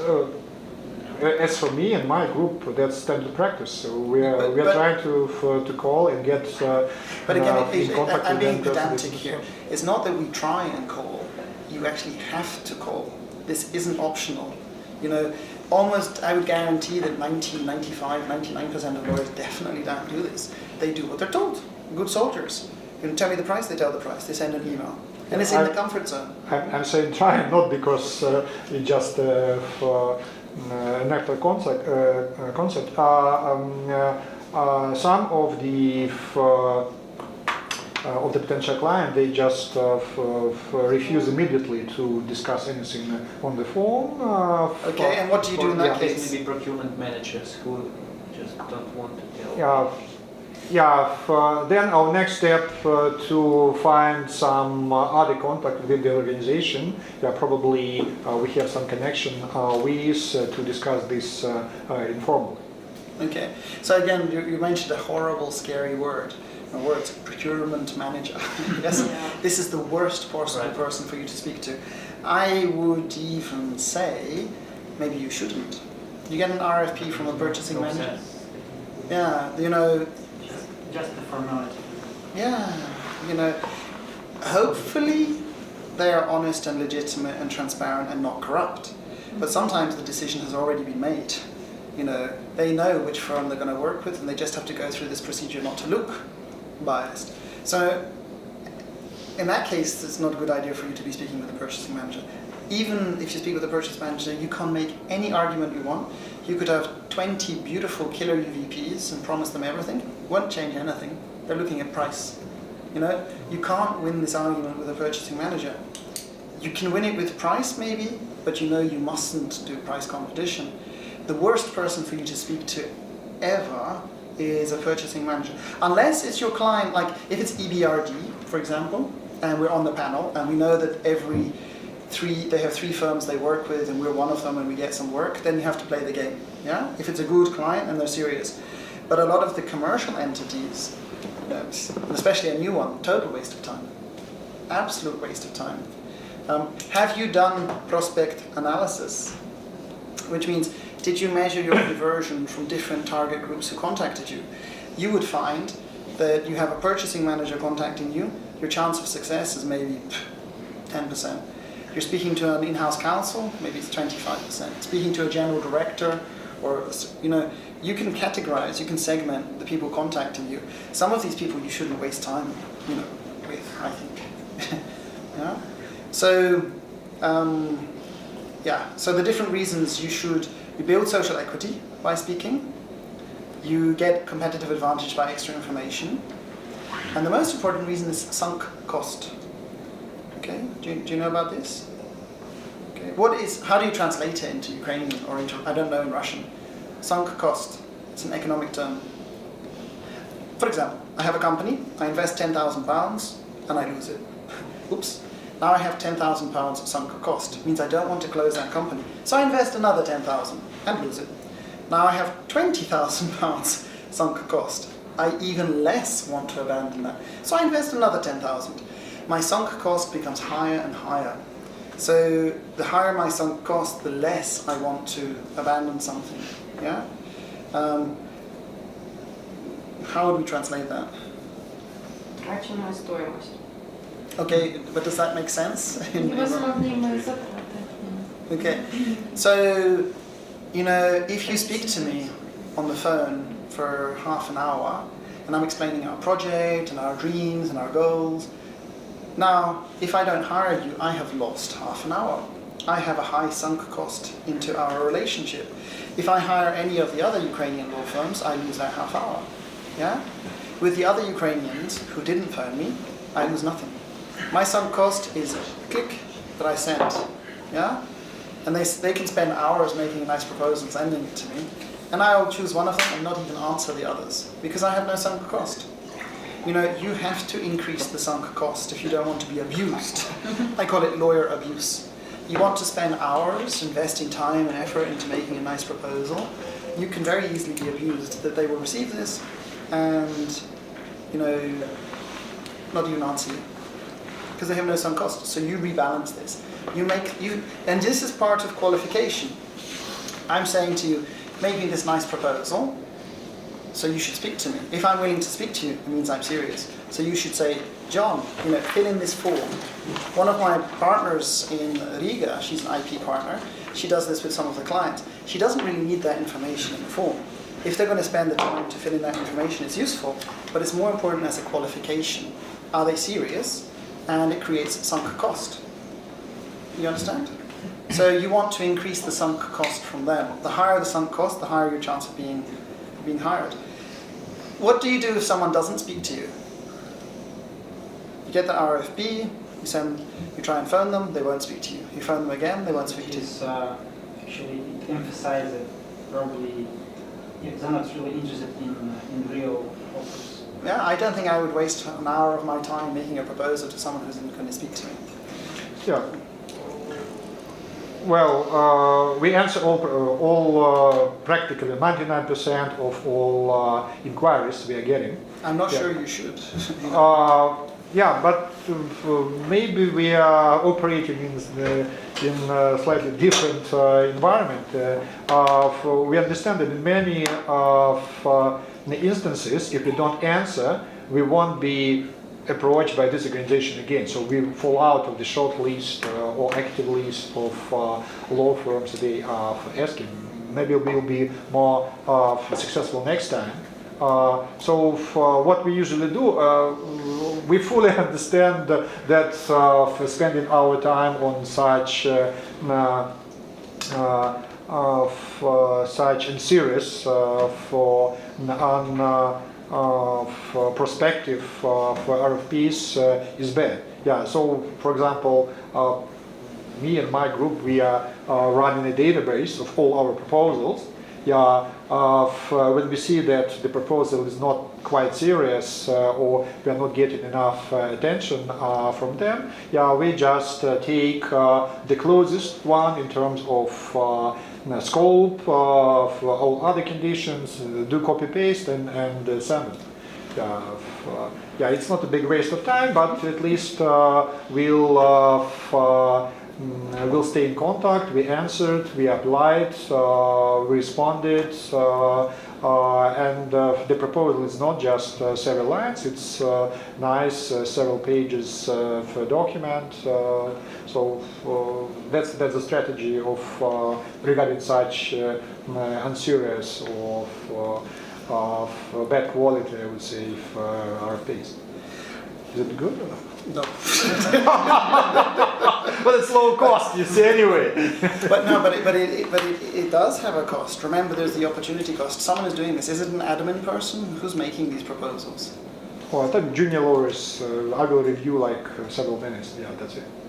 But again, I'm not sure that it would be several minutes. Like, how much time are they really spending on this? And this is what most of the law firms are doing. I think that's a really bad idea. You know, filter this. Okay, first of all, do a prospect analysis. See these companies. You're going to find that there are some companies who are actually playing you. They've asked you for pitches and pitches and pitches, and they've never hired you, and they're never going to hire you. You know, these guys, you can get rid of them straight away. If you've not done a prospect analysis, you don't know which companies. You do if they do it too often, but if it's been once or twice a year for the last few years, you're not going to notice this. You really need to see how many times they've applied and what was our success rate. If they've applied to you for 10 pitches, any of them, you know, why spend time on that? It is very often the case where we get the request for quotation and two things are apparent. One, the reason they are requesting is only because they need some pro forma tender process to justify whoever they chose. The second one is that some of these RFPs require some significant work. They actually need applications to be fulfilled in, and some copies of documents that you never normally produce in your business. Awful, yes. What is the best way to do it? Can we just? Is it okay just to forget about this kind of? I'm serious. Yeah, and I'm very glad that Roman asked. And I forgive me, I don't remember who are partners here, so I don't want partners to get angry with me. Yes. Okay, all right. So okay, all right, okay. Then I can say. So again, I'm very opinionated. At the extreme, I would suggest not responding to RFPs, not doing RFPs. You should be doing more unsolicited pitching. If you do an unsolicited pitch, you control the product, you control the UVP, you control who you're targeting to, and it's sales. It's under your control. You get a result just because of your efforts. RFPs are extremely dangerous because if you have a good law firm, like you have a good reputation, they're going to be coming to you, but again, you're not controlling it. And when you really need them is when they don't come. A number of the RFPs are a waste of time. If you don't believe me, do a conversion analysis. See how many of these RFPs actually give us a success. I think you have some good clients who maybe give you RFPs and it works, but a lot of them, you really should be more, maybe, and that's the thing about the junior lawyers, maybe it'd be better for the junior lawyers to be focusing a little bit on helping us to do unsolicited pitching where we decide what we're going to do. You're not doing GDPR. You're not doing a lot of this, yeah, the data protection thing. It's a huge opportunity. You know, you could be doing more and in the different areas. So, in answer to your question, you're asking, should we do it? My opinion is probably not. You know, but if you are going to do it less, and do it with these 5 advices and the phone call, and maybe not to do this approach which we're doing just now, or to modify it slightly. Yeah? But what is our success rate in RFPs? Overall in the firm, I don't know. Yeah, low, really low. Yeah. For example, 3-5%. in my practice, we receive per month around like 5 to 10 RFPs, but only 2 can be successful. That's actually that sounds good actually. Yeah, that's a good rate. You're doing something right. I'll just say something sincere. For 13 or 14 years I'm here, I've never won a single tender. Probably I'm doing it wrong. Maybe it depends on, so for some practices it's going to be easier, but I really generally hate RFPs. And like, I wasn't just using the example of EBRD by coincidence. One of the client law firms I work with in Zagreb, they want to do a project with EBRD and they wanted me to help them. And I said, okay, cool, why not? And then they sent me all these documents, what I have to fill in, and how I need to change my resume into a special format, and how I have to fill in this, and all of my clients for the last 10 years, and this, and this, and this. It's just, no, I'm not going to work with them. It's so much effort that you have to do for this, and it's not worth it. Yeah. So, yeah. Okay, that makes me feel bad. Yeah, so but do unsolicited pitching, because in that case you have no competitors. You're competing against yourself. It's your value proposition. You win, and I think you're going to have a higher chance of winning with an unsolicited pitch than with an RFP. Okay, so the idea is you really have to phone, and the biggest reason for phoning is sunk cost. And if someone doesn't speak to you, don't waste your time sending them an RFP.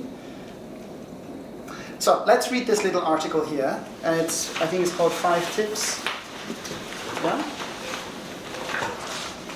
John, what about this modern, probably trend of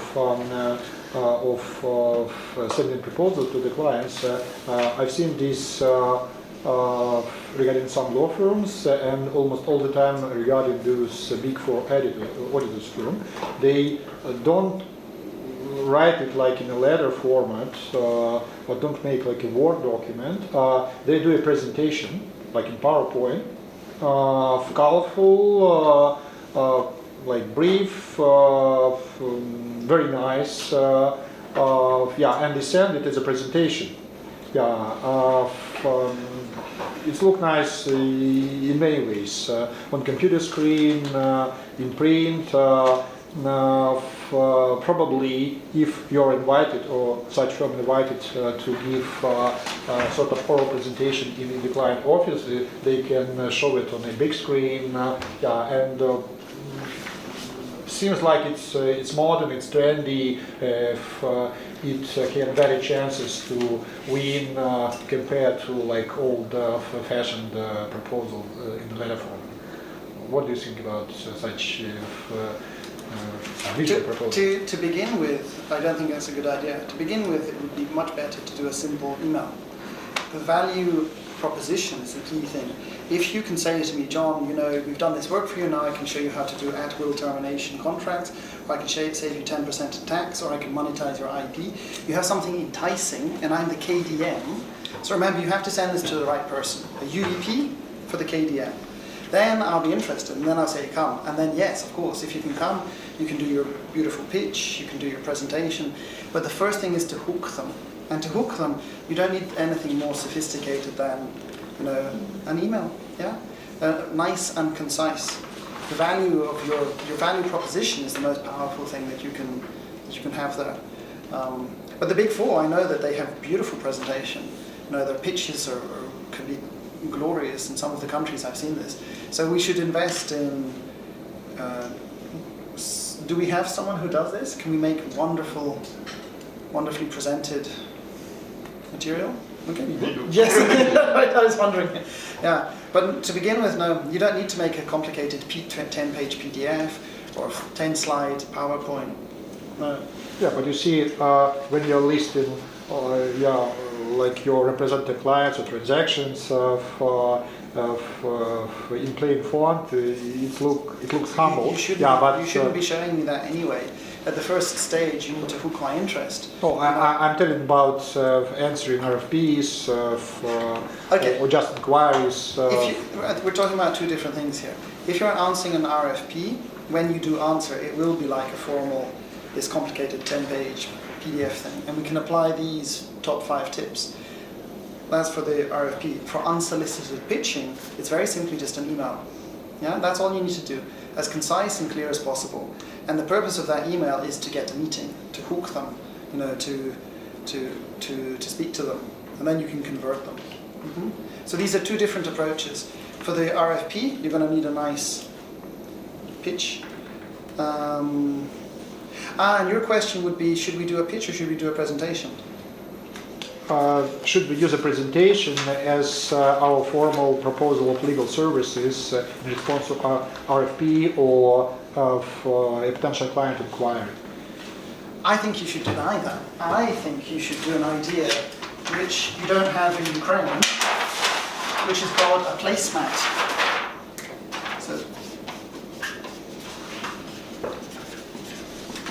So a placemat is something which we don't have it, as far as I know. I'm not saying EPAP or any of the firms here. So okay, this is an option for you to do. You could do a 10-page PDF. That's predictable. So you come and we have a PDF. You could do a 10-slide presentation. That's also an option.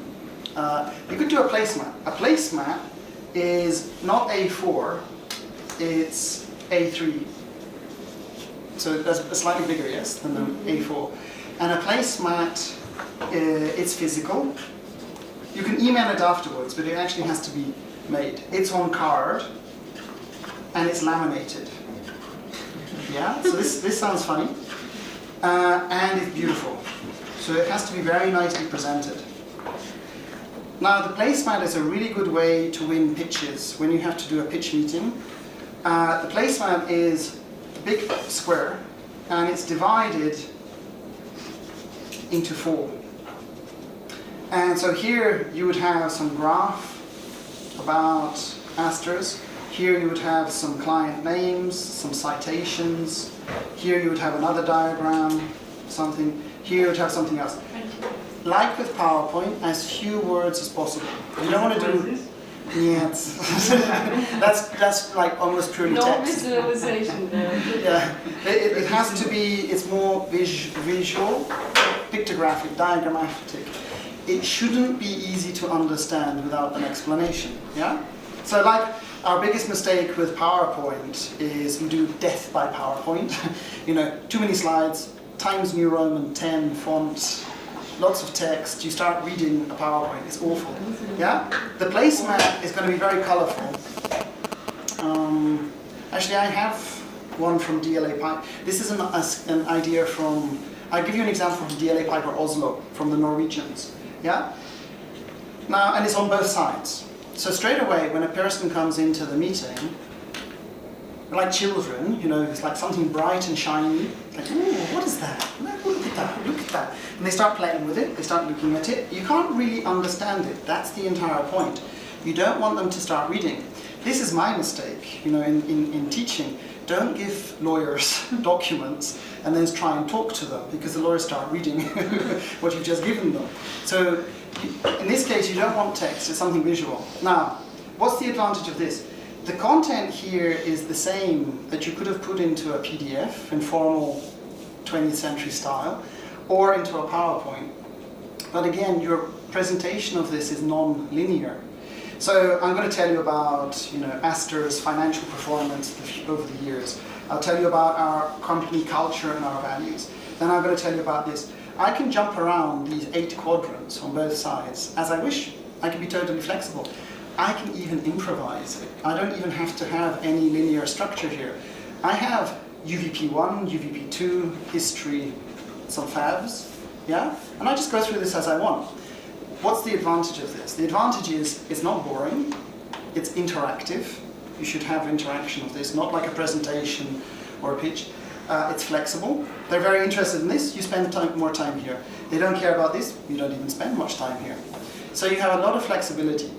And the beauty of a placemat approach is this can then go viral inside the marketing. People will not throw it away. You have this interesting, colorful, strange thing. They take it with them back to the office. They put it beside their computer. They don't really know where to put it. But you're unlikely to put it in the bin. You give me a PDF, I might be polite and put it in a shelf and forget about it forever, or I might just drop it in the bin. Now, when someone else is walking past, their boss is walking past, they say, oh, what's that? And then they explain it, and then they might take it or look at it. Or they can give this to the boss. You know, if you have a beautiful PowerPoint presentation or a beautiful PDF in electronic format, nobody really cares. It's just another attachment, another thing to open, it takes time to open. You really want to have the physical approach of the placemat itself. To begin with, you could just do one in general for Asters as a firm. Next step would be you would do it for our practices. How many we've got a lot of practices. Yeah, how many do we have? 15. Yeah, remember, yes. So you would do it for the practices, yeah? Next, the best approach, the third level, would be for industries. So for energy, for banking, for pharmaceutical and life science, yeah? And it's kind of fun. It's much more interesting than doing a speech, you know, or a direct pitch. You've not seen this before? No? No. And the bad news is, I think it's bad news for Oleg, that you're going to have to spend a lot of time preparing this. Yes. You actually need to have these. The good news is your competitors don't do this. Yeah. And I've not seen any Russian or Belarusian or Ukrainian firms that use placemats. Most people are just doing boring PDFs. A few try a PowerPoint, and they usually have one PowerPoint for the firm, which is plain vanilla. You know, I think you can have fun with a placemat. Also, the good thing is if you're the presenter, as you know, you should be presenting not in kind of old style. It shouldn't be you standing and doing a monologue. You can hold this, and you can walk around with it, and you can glance at it.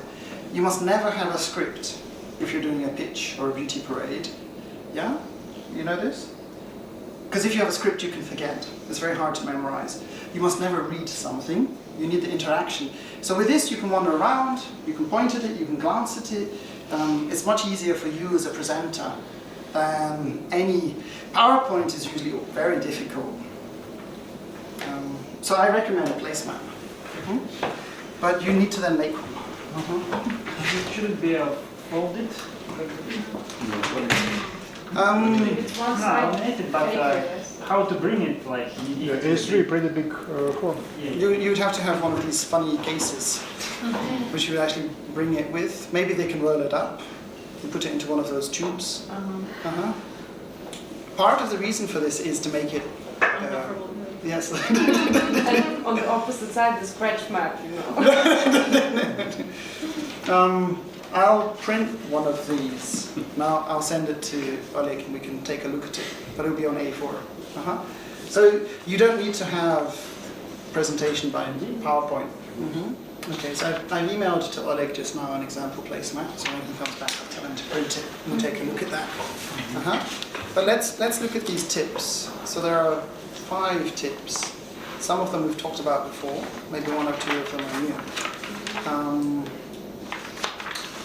Okay, so maybe let me ask Roman and Yaroslav. Which of these tips do you think would be most useful?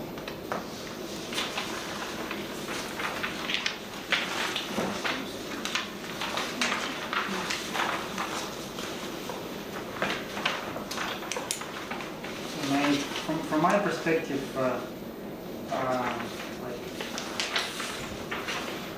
we should, of course, try to focus on prospects' objectives. So it should be analysis, not only what we can deliver, but we should understand the business and needs of the potential client and try to concentrate on this. And also, good advice that it should be short.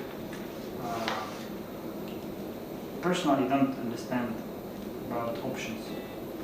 you can explain what type, is it fee structure option, or it is advice should be kind of 3 options? I think with some of us we had a conversation of this, but not everyone was here.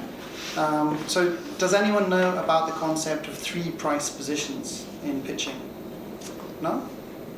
Yeah, usually what we are doing in our program, for example, we are asked to provide a quote for corporation, the company. Yeah, what we usually do, we provide such a quote. Also, we provide a quote for incorporating the company plus tax registration. Yeah, the third option, incorporation of the company, tax registration, and obtaining a registration address from a specialized agent. Okay, so that's in the right direction. Okay, so that's in the right direction. The idea here is, so what you're doing is you're responding with 3 price positions. So standard service, a small upsell, or a big upsell, yeah? So each of these would be 3 different products with 3 different rates. So that would be 10,000 euros, 15 or 20. Is that what we're doing? Hopefully. Yeah, okay. So that's in the right direction. In different market. The idea here is a little bit different. So first of all, the idea is a little bit extreme. Someone tells you how much do you cost. The worst thing that you can do is, of course, to tell them. So you have to phone them first and you speak to them for all of that reasons. And then when you do answer them, and you send your response to RFP, you give them 3 price positions, not 1. Almost none of the law firms are actually doing this, or maybe it depends on the practice. So what you need to do is a downsell, a standard, and an upsell. So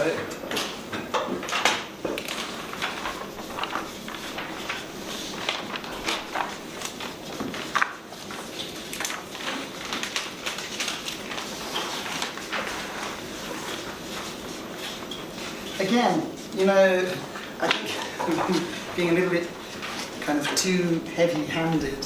So I think our lawyers are very lucky that I'm not their boss, yeah? Because again, this is not optional. If it has to be like strict, it has to be compulsory. So if I was the boss, I would demand this is how it's done. Responding to RFPs, if you do this call, just that thing about calling, probably double or triple your response rate. Very simple. If it's optional, nobody's going to do it, nothing's going to change. Again, about 3 price positions. If it's optional, nothing's going to change. So you have to actually make this compulsory for everything. So what does it mean? If I even ask you, how much will it cost to incorporate a limited liability company? You say, John, that will cost you 500 euros. So this is basic, cheap commodity work. You shouldn't say that. You shouldn't give me 1 price position. You say, John, there are 3 different ways we could help you. First of all, are you sure you need a limited liability company? There are different types of legal entity in Ukraine. Perhaps we could give you our, business in Ukraine booklet package, which costs 100 euros, and it explains about all the different types of legal entities in Ukraine, their tax and their benefits and so on. Yeah? So you're not even incorporating a limited liability company for me. You're providing me a cheaper, limited, simpler solution to what I asked for. Yeah? For us, it costs nothing. This would be something which we had made. We have some nice paper, some booklet, and we send it to them. Maybe we don't want to call it a booklet. We could call it a package or bundle, as you wish. So that would be a downsell. You're selling something of more limited scope even than they asked, which is therefore cheaper. We could offer them a standard, okay, so that would be 500 euros for the limited liability company, or an upsell. It could be bundling, like what you're suggesting. Limited liability company, plus help with the bank accounts, plus labor contracts, plus something. You bundle it, yeah, and that would be like 2,000 euros, yeah? So you have a downsell, a standard, and an upsell. You give me 3 price positions. Now, if I'm a client in London and I'm going to be price sensitive, I'm going to look at all the prices which I get from Kiev, and I want to choose the cheapest one. Therefore, you win, because I will choose that 100 euro option. Yeah? On the other hand, if I'm in London and I'm looking for the best solution, maybe I'm not really that price sensitive. If you package this well enough, the value of your upsell is going to be more for me than the standard solution. So you're giving a more holistic approach. So sometimes you get lucky and the upsell wins. And even if not, if you give a person 3 price positions, generally people go for the one in the middle. So the idea here is, it's like you're buying 3 tickets for the lottery. You've just tripled your chances of winning, because I contacted 5 Ukrainian law firms, so it's your one and 4 others. There are 4 price positions from them and 3 from you. So your chance, just randomly, would be 3 from 7. And you make it easier for me as a client to do internal comparison. You know, am I price sensitive? I'll go for the downsell. Am I more worried about quality or service? I go for the upsell. I might not even want to look at other pitch responses because your one is already inclusive. So I can just choose one of yours, a downsell, a standard, or an upsell. So I'm using the example here of a limited liability company. You can't get more basic than that. A lot of the things that you're being requested for will be more sophisticated, and you have plenty of scope to do a downsell, a limited scope due diligence, a standard, or a more sophisticated. Offer 3 price positions. You could make it more complicated. You can get to 4 or 5, but that can overcomplicate things. So just make it standard 3, and what do you think? Or you're doing this already? Yeah, sort of. Yeah, except we are offering this doing business in Ukraine booklet for free. Okay. Download from the website. But I'm using it as an example that I think usually you'd be asked for some kind of premium solution. So each of your solutions would be some kind of legal solution. So you use a limited, a downsell, or you know, it doesn't have to be the whole service. You could do the initial part, the preliminary part. So that's going to be cheaper, and then they're hooked. Then we've got them anyway. Yeah. So you don't do 1 price position. You do 3. And this is not just playing with the pricing. It's not discounts or markup. It's actually you're changing the product which you're offering. Would this work in IP? Because I'm thinking that... Depends on which kind of work. Yeah. What about offering brackets? Like fee estimates with lower bracket and then higher bracket? Is it a good technique? But I think you should be doing that anyway. That you should be doing fee caps, and you do alternative pricing. Yes, you don't just work on billable hours. So this is assuming that you would have like 3 fixed rates: 1,000, 2,000, 4,000 euros. Yeah, and you could do brackets for each of them, but they would still be different brackets. That's okay. Ideally, no, though, you should have like it's easier to sell a fixed sum than some kind of range. What about? So, but generally, don't see any problems with giving ranges to clients, even on fairly standard work. Yeah, because for example, what's the biggest problem with incorporation? It's not just like preparing paper documents and going to state register to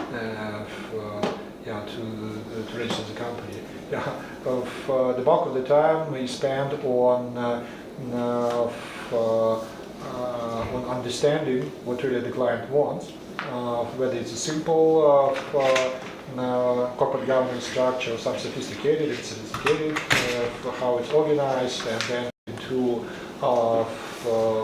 some text of the charter. Again, this is really, it's our problem. This is what we should be able to sort out based on our expertise and our numbers. You have a lot of numbers, like the accounting have a lot of numbers, but we're probably not using them as we could. The worst thing that you could do would be billable hours. The next worst would be this, price ranges. I think the best is simply a fixed fee.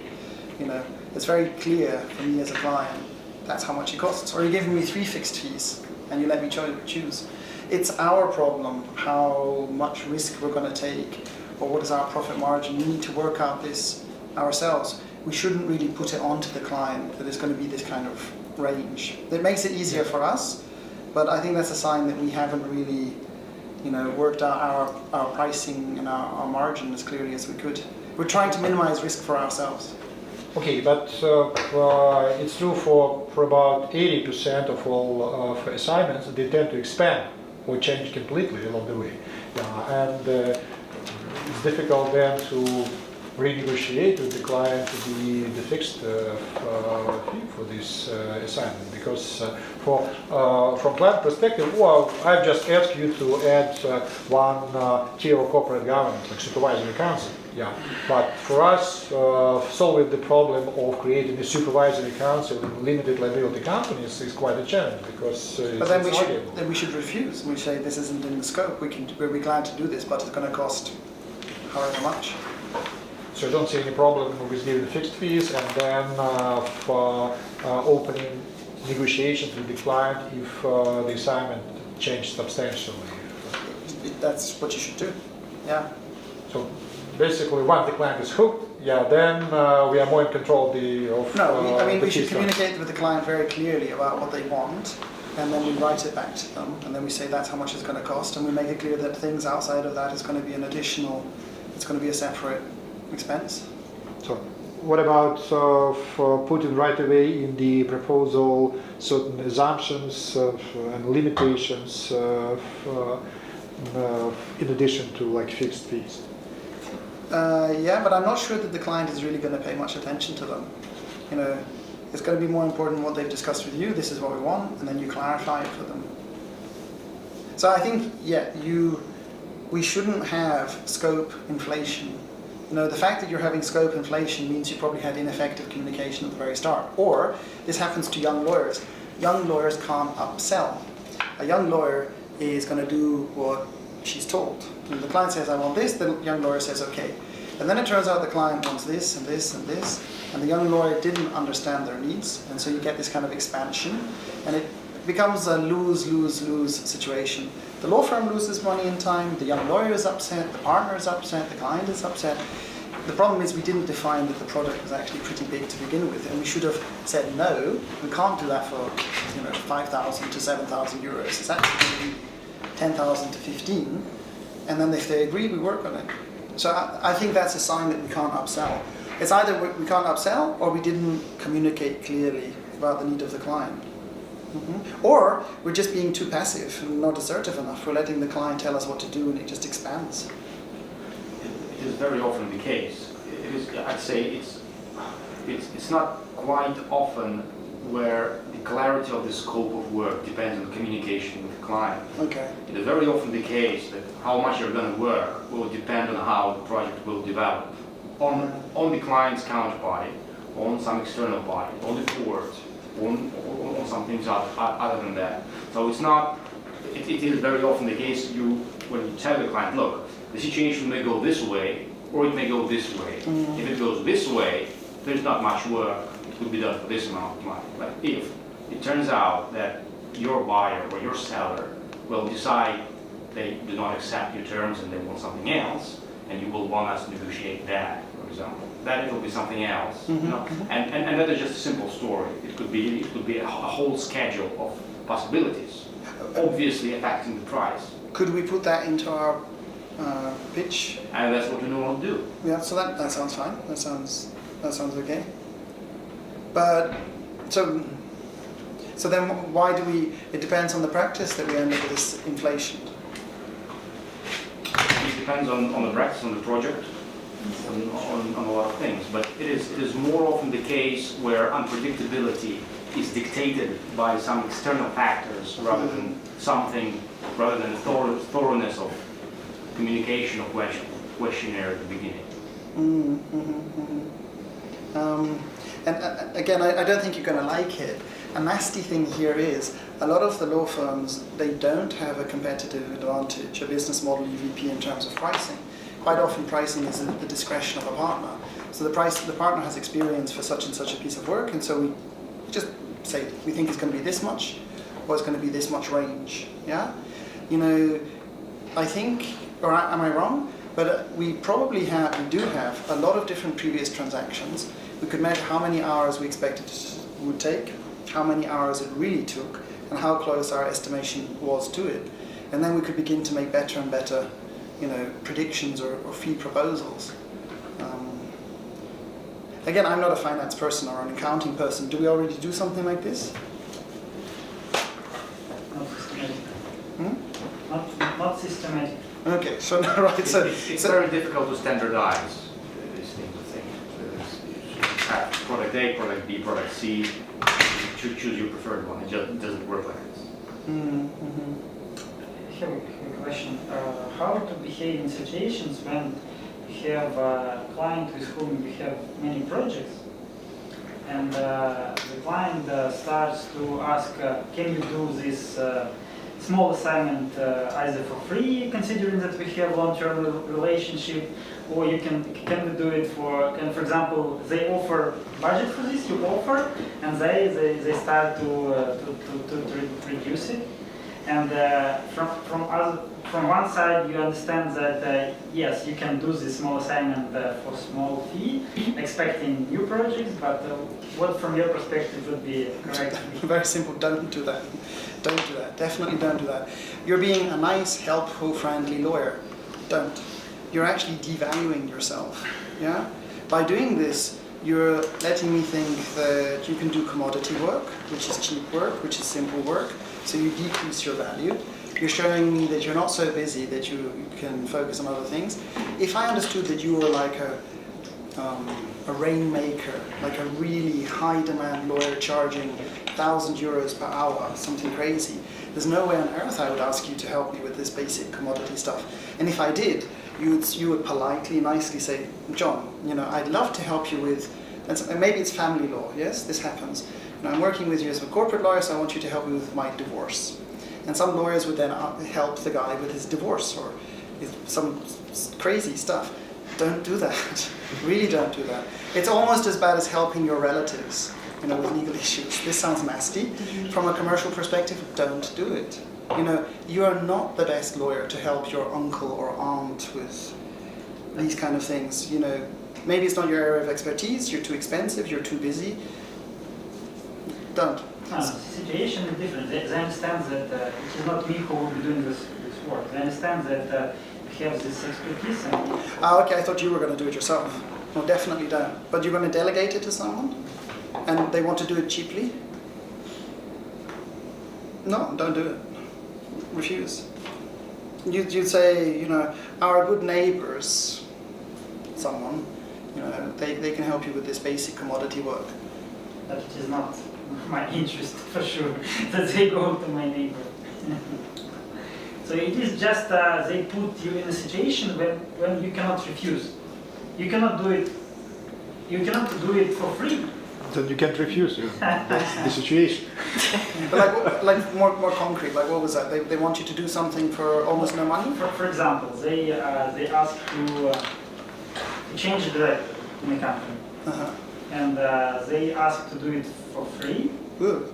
But I offered, okay, we can do it for, let's say, 500 euros. They downgraded this to 300. But eventually, when we finished this assignment, the cost of it in our system was like around 2,000 or 3,000 euros. So basically, we spent a lot of time for cheap exercise. It is still was time consuming and effort consuming, but we received little money. And don't do that. Tell them, yes, we'll be happy to help you, but this is how much it's going to cost. And if I start asking for a discount, like a 30%, 40% discount, how can you do that? Is the lawyer going to take a 30, 40% discount on their salary for doing this? So you say, John, I would love to help you with this. We can help you, and this is how much it'll cost. Don't discount. Yeah, you do not build goodwill. You do not build client loyalty through price competition. I don't think this is. Am I wrong? No, high-level firms, they need to value themselves. Yeah, but on the other hand, I understand Yaroslav.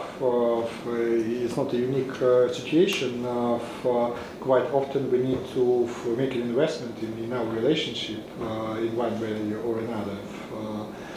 Yeah, so it's really hard choice whether to refuse. You're not refusing. You're saying this is how much this piece of work will cost, and this is our good colleague, so and so, can do this, and that's how much it costs. If someone starts asking for a discount, refuse. No. This isn't the best way to build a relationship with a client. The best way to build a relationship with a client would be to cross-settle them, to pitch them, to suggest other legal things which they actually pay for. Paying for it means it has value, and that builds the relationship. You know, undermining yourself, discounting, giving freebies, that's the worst thing that you can do. You know. And I know, and a lot of the lawyers in the different countries don't like this. So in Turkey, again, in Istanbul, they say, oh, you don't understand. In Egypt, you don't understand. In Russia, you don't understand. I do understand. This is not the best way to do it. And if you're a super busy, super successful lawyer, you don't need to play these games. You've got plenty of other work to be doing. So no. It's very simple advice, is no. Okay, let me share with you an example of a placemat.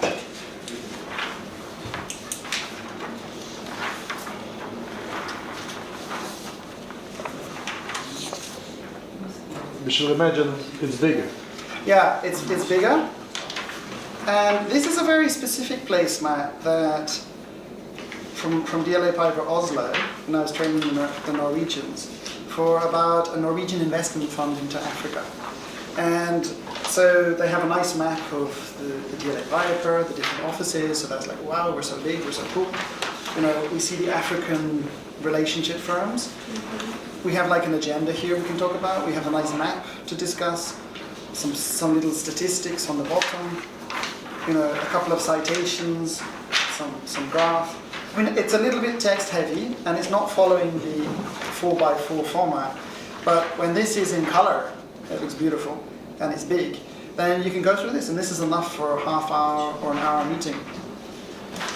If you're doing a beauty parade and you have half an hour of time to pitch about your firm, how much time should you spend pitching and how much time should be Q&A?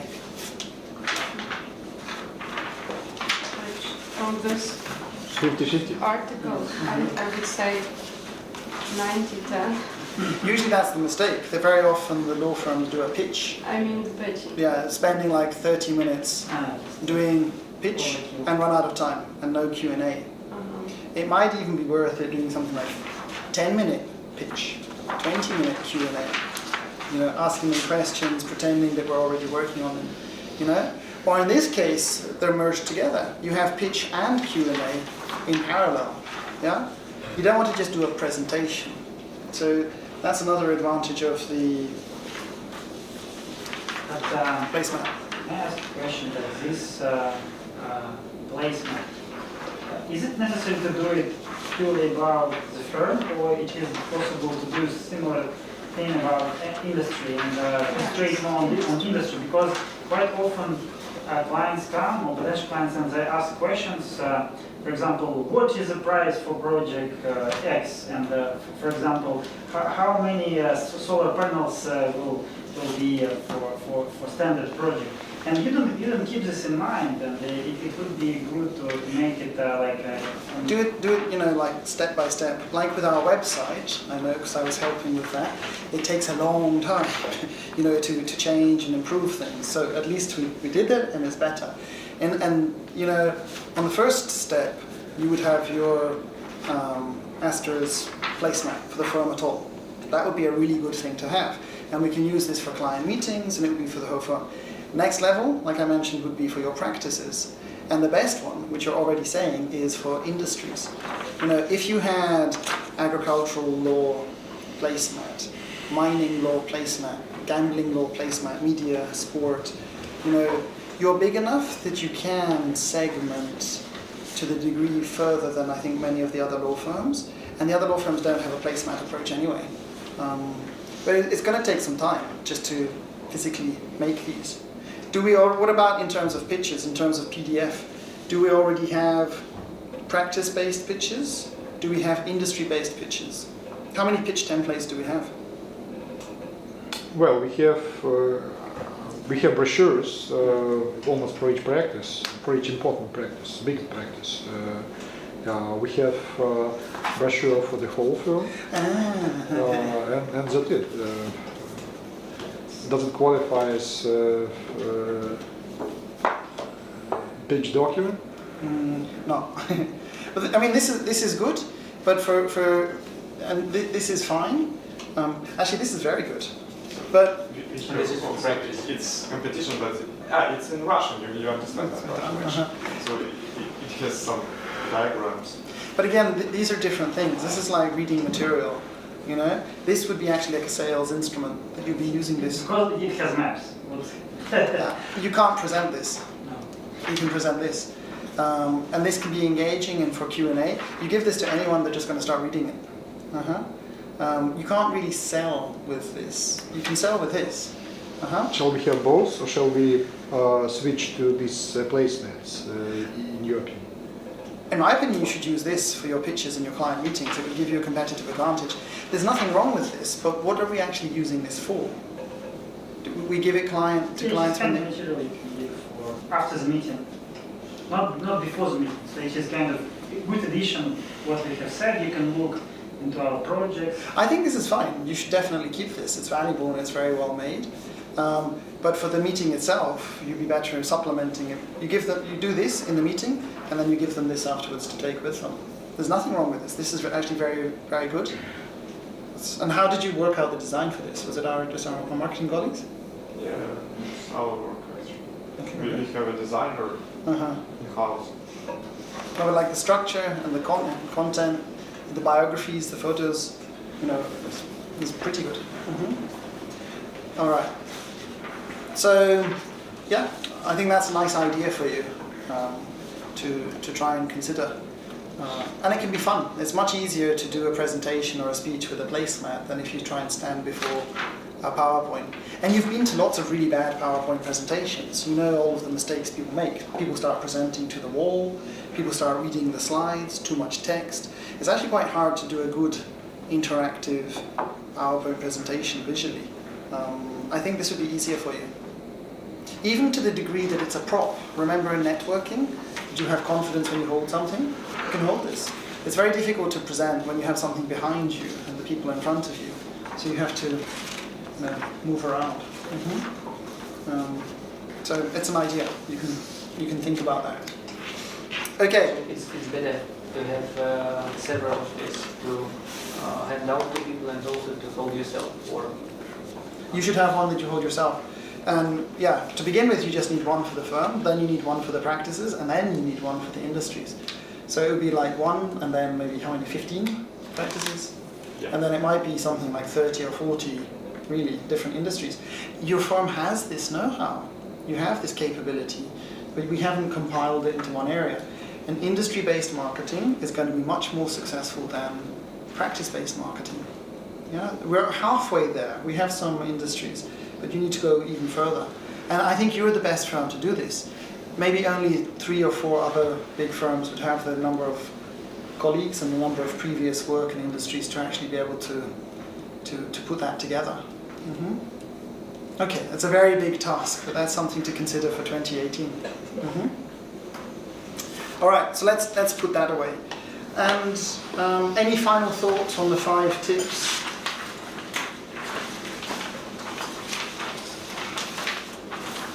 I have one comment on, for instance, tip number 5, make it a contract. So it's not like a thing usually for Ukrainian law, because without paper and usually stamped document, with all the parties and like a description of the engagement, it's like email is not a legal document usually binding. Yes, of course it may be, but it would be very hard to, if you have any kind of disputes, to go with this email and to present it to the board. The thing here is it doesn't have to be legally binding. You know? The purpose of this isn't about if it's a legally binding contract or not. In many countries it wouldn't be legally binding at all. The problem here is, can I write on this? Yes. About closing and trial closing. So who knows what it means in sales to close or to trial close? You have to make a deal. You have to finish the deal. Not exactly. Okay. So, all right. So most of our lawyers or partners, I think most of the lawyers, when they meet a potential client, they're doing no closing at the end. To close is to ask for a purchase decision. Yeah. So imagine I'm selling you a computer. You come into my computer shop, I fab the computer. I tell you the features, advantages, benefits. I talk about the UVPs. I do the whole sales process. And then at the end of it, can you imagine what I do? I step back, say nothing, and I let you make a decision. That would be really, really stupid. Even worse, the prospect says to me, John, very interesting, I'll come back later and think about it. And I let you walk out of the shop. That's catastrophic, you know? And this is exactly what lawyers are generally doing in prospect meetings. You know, it means you actually have to close. You need to say, do we have a deal? Shall I pack it for you? Will you buy it? You know, let's shake hands. Shall we start Monday? So most lawyers would never do this. You know, I think in many cases it's, okay, let's email each other, we'll send a contract, you can send an engagement, we'll do a check, blah, blah, blah. We're not even asking. I mean, again, partners are different, it depends on the practices, but many of the lawyers are never asking, you know, they're not actually closing. Now, it's very dangerous to close, because if I say at the end of the consultation, so Marta, shall we start on Monday? And Marta says, John, your firm is a little bit too expensive for us, I think we might need to go with someone cheaper. I lost the sale. Yeah, because there were some hidden objections. That's why you shouldn't do a bare close. You have to do trial close first. A trial close is a question of opinion. A close is a question of decision. So a trial close is you're touching the water during the process. So I'm fab, fab, fab. What do you think so far, Marta? She says, John, it's good, but it's a bit pricey. That's fine, because Marta, we have these other solutions. Fab, fab, fab, fab, fab. And how do you feel about these? It's good, but we prefer something a little bit, you know, Japanese. Okay. So you trial close, you ask opinion questions, because they can disagree or it elicits objections. And when you get an objection, that's a really good thing, because then you overcome the objection. And then at the end I say, so Marta, in the end, would that kind of solution be the best one for you? How do you feel about it? What do you think? She says, yeah, I think that's fine. I say, okay, so we'll start on Monday, and this will be the lawyer to do it, and then I close. So there are 3 levels of closing, and I think many of us might be at level 0. So I'm being very rude. Level 0, no closing, nothing. Level 1, a direct close. So at the end of the pitch, you have the courage to say, do we have a deal? And that's very dangerous. Level 2, which is called trial close, trial close, trial close, close. Yeah, that's where you should be. Of course, people don't like salespeople don't like closing, because you can get objections, you can get rejection. So you should do trial closing. But ideally, when you have a prospect meeting, you should leave that meeting you converted them, that you have shaken hands and you've agreed that we're starting on Monday. And one way to do that is a very kind of English style gentleman's agreement. Okay, we sign here, we'll get started. It has no legal authority, and they can be sly and nasty and they can change their mind, yeah? But they probably won't. Once someone has agreed, we set a date, we shook hands, they signed this, let's go ahead with it, then they'll probably just go ahead with it. But the thing is, do you have the hunger, the sales hunger, the desire and the motivation to actually try and get that signature? It's very easy for me as a lawyer to keep this in my comfort zone and let them, you know, walk out of my shop and come back to me whenever they want to. You shouldn't do that. You need to be more pushy. And at the bottom, you might even do an assumptive close. An assumptive close means you don't ask them when will we start, you tell them. You don't say, so, you know, shall we start this month? You say, okay, so we can start on Monday the 24th, and this will be your lot. You tell them. Yeah? You assume that you've got the work. This is going a little bit into the territory of hard sell. Do you already do this? And this, I think this would be more for partners. Like, how pushy are we? Do we tell them, you know, you're working with us and we're starting and that's it? I don't tell, I just start working. Just not feeling it. And that's how the bill.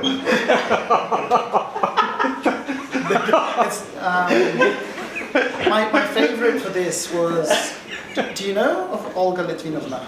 managing partner at DLA Piper St. Petersburg, the previous managing partner. She was brilliant at this. So she is the opposite of a young lawyer. Young lawyers are generally too fluffy and kind, and that they would never close. But with Olga Litvinov, then the client comes, they speak to her, they're taking her time, which is hundreds of euros per hour, and she isn't asking them, you've taken her time, you're speaking to this real estate specialist, one of the best in all of Russia, yeah? She's saying, okay, and this is how we're going to do it, and this is the person who's starting, and this is this, and that's it. And nie dai Bog, anyone refuses, she'll break the legs. So you're gonna, yes, she's a very strong business person, very assertive, and that's the kind of opposite of the young fluffy lawyer. The young fluffy lawyer is going to be abused and lose a lot of time with clients. You're going to be very strong, and you do an assumptive close. You tell them, that's when we're starting. So anyway, this is a long answer to your question. That's why he would make it a contract, not because it's legally binding, but it forces you as the lawyer to get the commitment from the client. And you would do trial close, trial close, trial close, and then you close, and you have the sign, and then it's going to have a much higher conversion. That's the idea. Okay, I think we're basically out of time. Is that right? Yeah, on 4:30. All right. So, so good luck with your with your RFPs. And again, the simple thing is, someone asks you how much does it cost, don't tell them. You phone them. One question. What's the difference between AIDA and pitch? An AIDA is a type of pitch. If I'm your client, you should pitch me because you want to help me. And under the 1-2-4 rule, the best way to help me is, you pitch to me. You could just pick up the phone and phone me and say, John, there's this change in Ukrainian law, we can help you. You would do a phone pitch. That's okay. You could do an email pitch. The best type of email pitch is probably an AIDA. Make me aware, interested, desire action. That's a very safe one. You could do a pitch face-to-face. Invite me to lunch, tell me some war stories, I get interested, and then you say, we can help you with this. There are different ways you can pitch. So it's not the difference between a pitch and an AIDA. An AIDA is a type of pitch. And then you could have, this would be a type of pitch if you have a placemat, or most law firms that, when you're responding to the RFP, you'd have your 10-page PDF standard response. That would be a formal pitch. But I think you're going to have much more success with an AIDA than with any formal pitch, PDF attachment. Is that, yeah? Okay, okay, I made everyone very thoughtful. All right, so thank you very much, and I'll see you guys next year. Thank you.